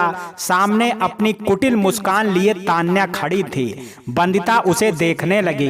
बंदिता को कुछ बोलता ना पाकर के वो बोली, अंदर नहीं बुलाओगी। बंदिता ना तो कुछ बोली और ना ही सामने से हटी और ना ही कुछ बोली। वो बस उसे देख रही थी। तब तान्या अपने असली मुद्दे पर आई और कहा, देखो बंदिता, मैं तुमसे जो कहने आई हूँ ना, उसे प्रैक्टिकल बन के सुनना, तब कुछ बोलना। देखो, मैं जानती हूँ कि तुम्हारे और रोहित के रिश्ते में दूरी आ गई है। आंटी भी तुम्हें पसंद नहीं करती हैं और वो अपने जीते जी तुम्हें रोहित के पास नहीं आने देंगी। तो मैं ये कहूँगी कि तुम रोहित से तलाक ले लो और आराम से रहो। मैं तुम्हें 1-2 करोड़ एली मनी दिलवा दूंगी। अगर वो नहीं देंगे तो मैं दूंगी, पर तुम उसे तलाक दे दो ताकि उससे शादी कर सकूंगी। तान्या भी एक मोह में ही पड़ी थी, रोहित के मोह में। रोहित का आकर्षण उसे हर उस सही गलत का काम को करवा रहा था जो उसे रोहित के नजदीक के लिए। बंदिता उसकी बात सुन करके मुस्कुराती है और कहती है कि बोल लिया, नाउ गेट आउट। वो दरवाजा बंद कर देती है और तान्या पैर पटकती चली जाती है। अंदर आकर के बंदिता अपने कमरे में जा आंखें बंद किए जीवन के इस भंवर में खुद को फंसा पा करके उससे बाहर निकलने की चाहत कर रही थी। जहां एक ओर मोह था, वहीं दूसरी ओर आत्मसम्मान उसे समझ नहीं आ रहा था कि किस लिए किस ओर जाएं। धीरे धीरे दिन बीतते गए। इसी बीच राजेश जी का प्रमोशन मिला और उनको प्रमोट कर दिल्ली हेडक्वार्टर जाने को कहा गया। अंशुल का भी एक उच्च स्तरीय मेडिकल कॉलेज में एडमिशन हो गया। बंदिता भी अब रोहित की यादों से भागना चाहती थी। उसने सनाया और अमित के कॉलेज में ही आगे की पढ़ाई के लिए आवेदन किया। सब ने मिलकर के जिंदगी में आगे बढ़ने का फैसला किया। घर को किराए पर चढ़ा करके वो सब दिल्ली शिफ्ट हो गए। जिंदगी आगे बढ़ती रही। कुछ ही दिनों में बंदिता को लंदन वाले कॉलेज में एडमिशन मिल गया। वो चली गई रोहित की यादों को सीने में दफनाए। ऐसा नहीं था कि बंदिता रोहित से मुक्त होना या रिश्ता सुधारना नहीं चाहती थी, पर रोहित का व्यवहार उन सब पर भारी पड़ जाती थी। वहां जाने के बाद अमित और सनाया की बहुत कहने पर भी वो उनके साथ रहने को तैयार हुई। बंदिता ने खुद को पढ़ाई और काम में झोंक दिया। करते करते लगभग 2 साल गुजर गए। बंदिता एक शाम वहीं शहर के पास की एक झील के किनारे बैठी थी। वो हमेशा उस झील के पास आती थी, अपने शहर की झील के किनारे पर रोहित के साथ गुजारे पलों को याद करने के लिए। तभी उसे लगा कि उस झील के एक कोने में रोहित खड़ा है। वही कद काठी, बिल्कुल वैसे ही खड़े होने का ढंग। उसने अपना सिर हिलाया और मन ही मन में बोली, नहीं, ये तो मेरा भ्रम है। लेकिन वो उसी सोच में ना जाने उठ खड़ी हुई और उस ओर चल पड़ी। फिर लगभग वो दौड़ने लगी, तभी किसी चीज से टकराई। एक दूसरे से माफी का आदान प्रदान होने के बाद उसकी नजर फिर उसी ओर उठी, लेकिन वो अक्स वहां नदारत था। वो उदास आंखों से बस उस ओर देखने लगी और फिर उसी बेंच पर बैठ गई और सोचने लगी, रोहित तुम क्यों ऐसे थे? मैंने तो तुमसे कुछ भी नहीं चाहा था तो बस प्रेम, अपने नीरस जीवन में बस प्रेम। मैंने तो चाहा होता शायद, पर तुमने उसे सींचा और अपने प्रेम की बारिश से नए बीज बोए, लेकिन ज्यों ही उसमें कोपल उगी तुमने उसे खुद ही रौंद दिया। मैं तो तुमसे चाह करके भी नफरत नहीं कर सकती। फूट फूट करके रो पड़ी। थोड़ी देर बाद घर पहुंचने पर सनाया किसी से बात करती दिखी। फिर सनाया ने उसे भी बुलाया। घर से फोन था, उधर बुआ जी थी उलाहने की गठरी लिए। का बिटिया, परदेश जाकर के कोई ऐसे निर्मोही हो जाता है क्या? एक बार भी घर की याद नहीं आती? बंदिता, नहीं बुआ, ऐसी बात नहीं है, बस चाह करके भी नहीं कर पाती हूँ। एक तो यहाँ का टाइम डिफरेंस है। बुआ, दिवाली आ रही है, पता है ना? अब की तुम तीनों को यहाँ आना है, कोई बहाना नहीं चलेगा। बंदिता जी, 1 महीने बाद दिवाली से कुछ दिन पहले सब दिल्ली पहुँचते हैं। दिल्ली पहुँचने के बाद बुआ जी सबको घर चलने के लिए इमोशनली ब्लैकमेल करती हैं। सब तो जाने को तैयार हो जाती हैं, पर बुआ ने इसे अपनी आखिरी इच्छा बता करके उसे भी तैयार कर लिया। सब घर पहुंच करके खूब धाम से दिवाली मनाते हैं। बंदिता घर आकर के खुश होती है, पर कड़वी यादें बार बार उसे कचोट करके दर्द दे रही थी।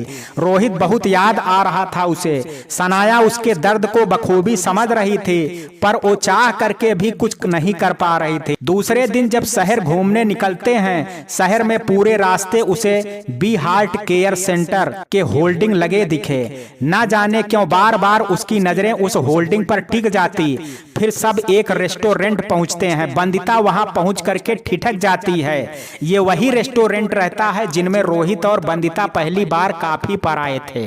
बंदिता को रुका देख करके अमित उससे पूछता है कि व्हाट हैपेंड्स बंदिता? बंदिता, नथिंग।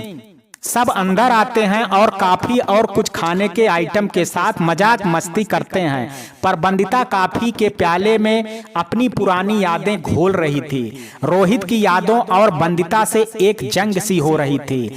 जीतेगा कौन ये पता नहीं।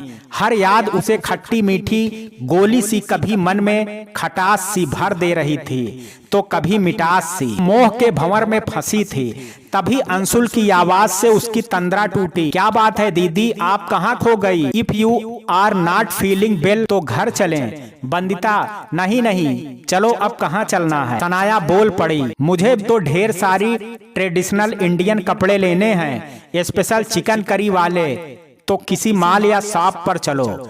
सब निकलते हैं। पास से ही एक बड़ा सा मॉल दिखता है। सब वहां निकलते हैं। सब एक शॉप में जाते हैं। शॉप वाला उसे देखते ही हाथ जोड़ लेता है और कहता है, अरे भाभी जी, आप? रोहित भैया नहीं आए? बंदिता को याद आता है कि शादी के पहले एक बार वो दोनों इस शॉप में आए थे, तो उसने तो साड़ी ली ही, पर रोहित ने भी उसे साड़ी दिलवाई। भगवान उन्हें लंबी उम्र दे भाभी, इतने अच्छे अच्छे काम कर रहे हैं ना भाभी कि अगर विधायकी लड़ जाए तो कोई विरोध भी ना खड़ा होगा। हर त्योहार में यही से 3 साड़ियां ले जाते हैं, और आपके लिए तो सिर्फ सिल्क। कहते हैं कि बीबी मेरी सिर्फ सिल्क पहनती है। सब बंदिता को देखने लगते हैं, पर वो सिर झुकाए झूठी मुस्कान लिए बैठी थी, पर अंदर कुछ था जो उसे शीशे सा रेत रहा था। थोड़ी देर तो बंदिता उनके साथ रहती है, फिर एक बहाना लेकर के बाहर आ जाती है। वो इधर उधर लोगों को देख रही होती है, शायद इस आस में कहीं रोहित दिख जाए। तभी एक आवाज सुनती है, किसे ढूंढ रही हो भाभी? बंदिता पलटती है। मयंक रहता है। वो उसे नमस्ते करता है। बंदिता, नमस्ते मयंक। मयंक कब आई लंदन से? बंदिता थोड़ा आश्चर्य में पड़ते हुए कहती है, दिवाली से कुछ दिन पहले। मयंक, आप यही सोच रही हैं ना कि हमें कैसे पता चला? भाभी, आप भैया की अमानत हैं, तो हमें नहीं पता होगा तो किसे होगा? मयंक फिर बोला, भाभी जानना नहीं चाहोगी कि भैया कैसे हैं? बंदिता कुछ बोलती नहीं, बस उसे देखती रहती है। मयंक, जानती हैं भाभी आपके रूठने के बाद भैया जैसे खुद से ही रूठ गए। बस काम और काम, काम, इसके अलावा कुछ भी नहीं। जानती हो, ना तो ठीक से खाते हैं ना सोते हैं, दिन के 20-20 घंटे काम करते हैं। बोलने पर कहते हैं मयंक, एक बार लड़ करके गई होती तो तसल्ली होती, पर उसने तो मुझे पराया भी ना समझा। जब जब आंखें बंद करता हूँ ना, मेरे दोस्त, बस उसका मुरझाया चेहरा ही दिखता है। भाभी आप और अंकल दोनों उन्हें सजा सुना अपनी अपनी राह पकड़ लिए, बिना भैया को कोई मौका दिए। एक गुनाह तो दुश्मन के भी माफ होते हैं ना। जानती हैं भाभी, भैया दिल का हॉस्पिटल खोले हैं पूरे प्रदेश में, पर वो खुद दिल की जिस बीमारी के रोगी है ना, उसकी तो ना दवा है ना डॉक्टर। बंदिता बस सुनती, कुछ ना बोली। मन एक बवंडर सा उठा था रोहित के साथ की अच्छी और बुरी यादों का। अभी वो कुछ सोच पाती, अमित और सनाया बाहर आ गए। सनाया मयंक को देखने लगी। उसे याद आ गया कि शादी में ये खूब शरारतें कर रहा था। तभी अमित बोला, अरे बंदिता, तुम कुछ नहीं लोगी? चलो आओ, देखो हमने कितनी सारी चीजें तुम्हारे लिए पसंद की है। वो बंदिता को अंदर खींच के ले गया, पर बंदिता क्या पसंद करती, अभी वो खुद सही गलत के बीच जूझ रही थी। उधर मयंक और सनाया न जाने क्या क्या बातें कर रहे थे। कुछ देर बाद सब घर चले जाते हैं। सब दूसरे दिन दिल्ली जाने की तैयारी करने लगी, पर बंदिता बैठी रही उन्हीं उदास आंखों के साथ, जिसमें अब रोहित को खो देने का डर झलकने लगा। रात बीतने के साथ उसके भीतर कुछ दरक सा रहा था, खुद को मजबूत होने का भ्रम, खुद के रोहित के बिना जिंदगी जी लेने का भ्रम। वो अपना दर्द किसी से बोल भी नहीं पा रही थी। उसे समझ नहीं आ रहा था कि जो नशे में रोहित था वो सच था या जो मयंक कह रहा था वो। दूसरे दिन सब दिल्ली निकल जाते हैं। पता नहीं क्यों इस बार बंदिता को अपना जाना खल सा रहा था। वो जैसे कोई काम अधूरा छोड़कर जा रही थी।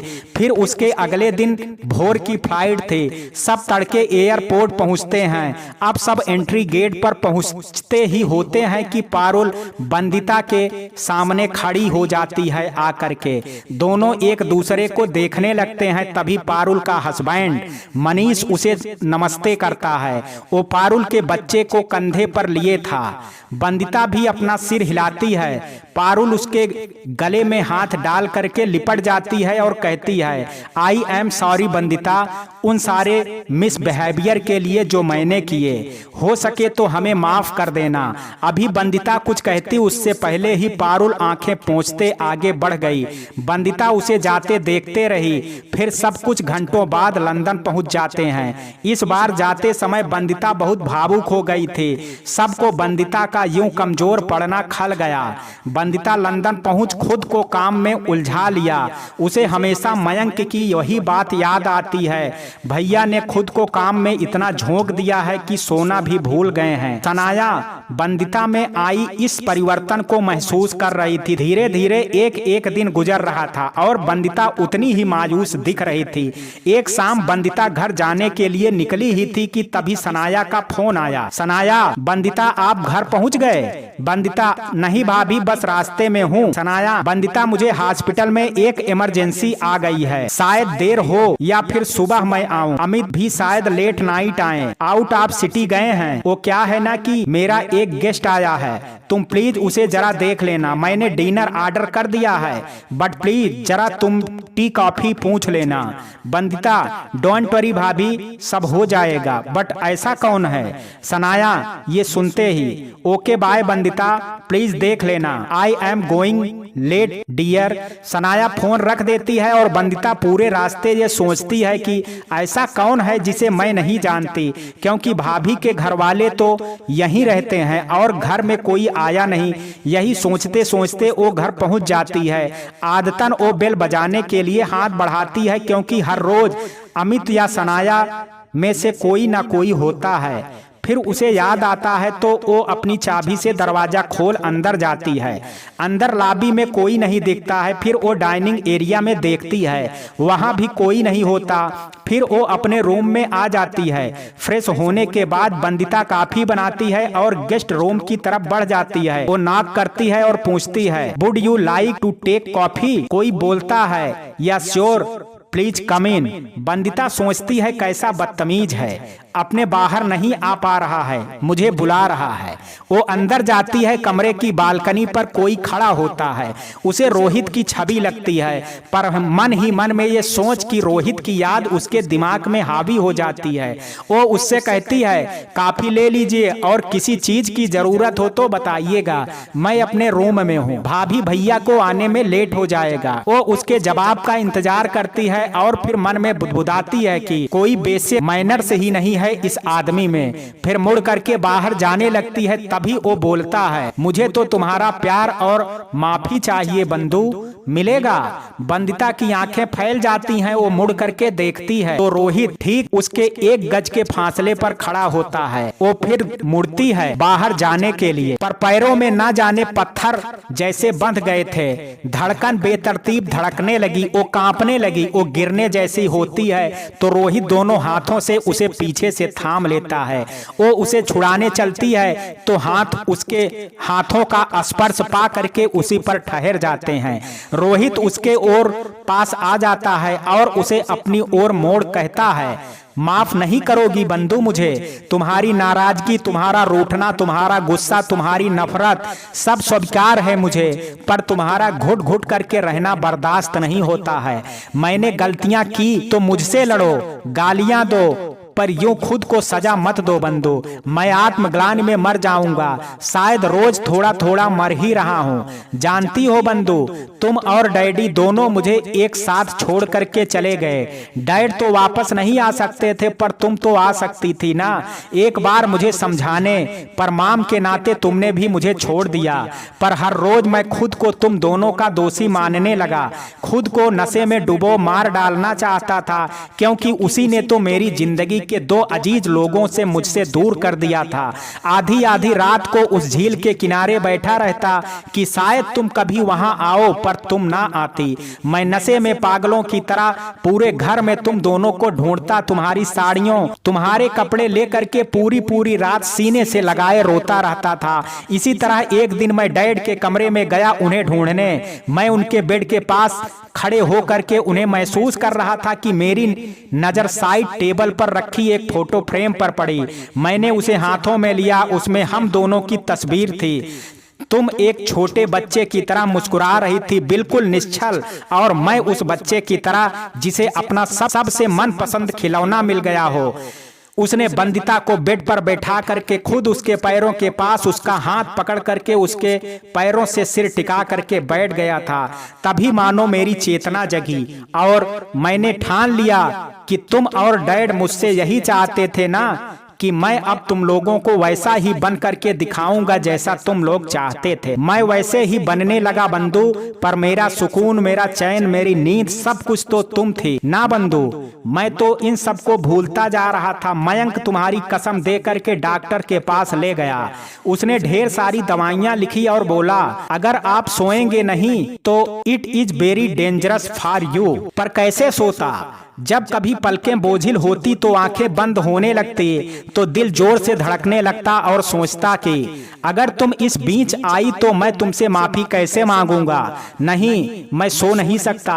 खुली पलकों से उसी इजी चेयर पर बैठा रहता, इंतजार करता। मैं जानता था कि ये मेरा पागलपन है, फिर भी मैं तुम्हारा इंतजार करता। सच कहूं बंधु, नशे में मैंने जरूर तुमको कुछ, शायद बहुत कुछ कहा हो, पर होशो हवास में मैं जिंदगी में तुम्हें देवी के जैसे पूजता हूँ। तुम मेरी सांस, मेरी आत्मा बन गई हो। चाहता तो कब का आ करके अपनी गलतियों की माफी मांग लेता, पर डरता था तुम अगर ना मानी तो मैं क्या करूंगा बंधु। मर भी नहीं सकता ना बंदिता, क्योंकि डैड ने माम की जिम्मेदारी मुझे दी थी ना, पर तुम्हें दिन प्रतिदिन घुटते देख करके अगर भाभी ने तुम्हारी बीमारी का बहाना बना करके मुझे ना बुलाया होता तो शायद मैं तुम्हारे सामने जाने की हिम्मत भी ना कर पाता।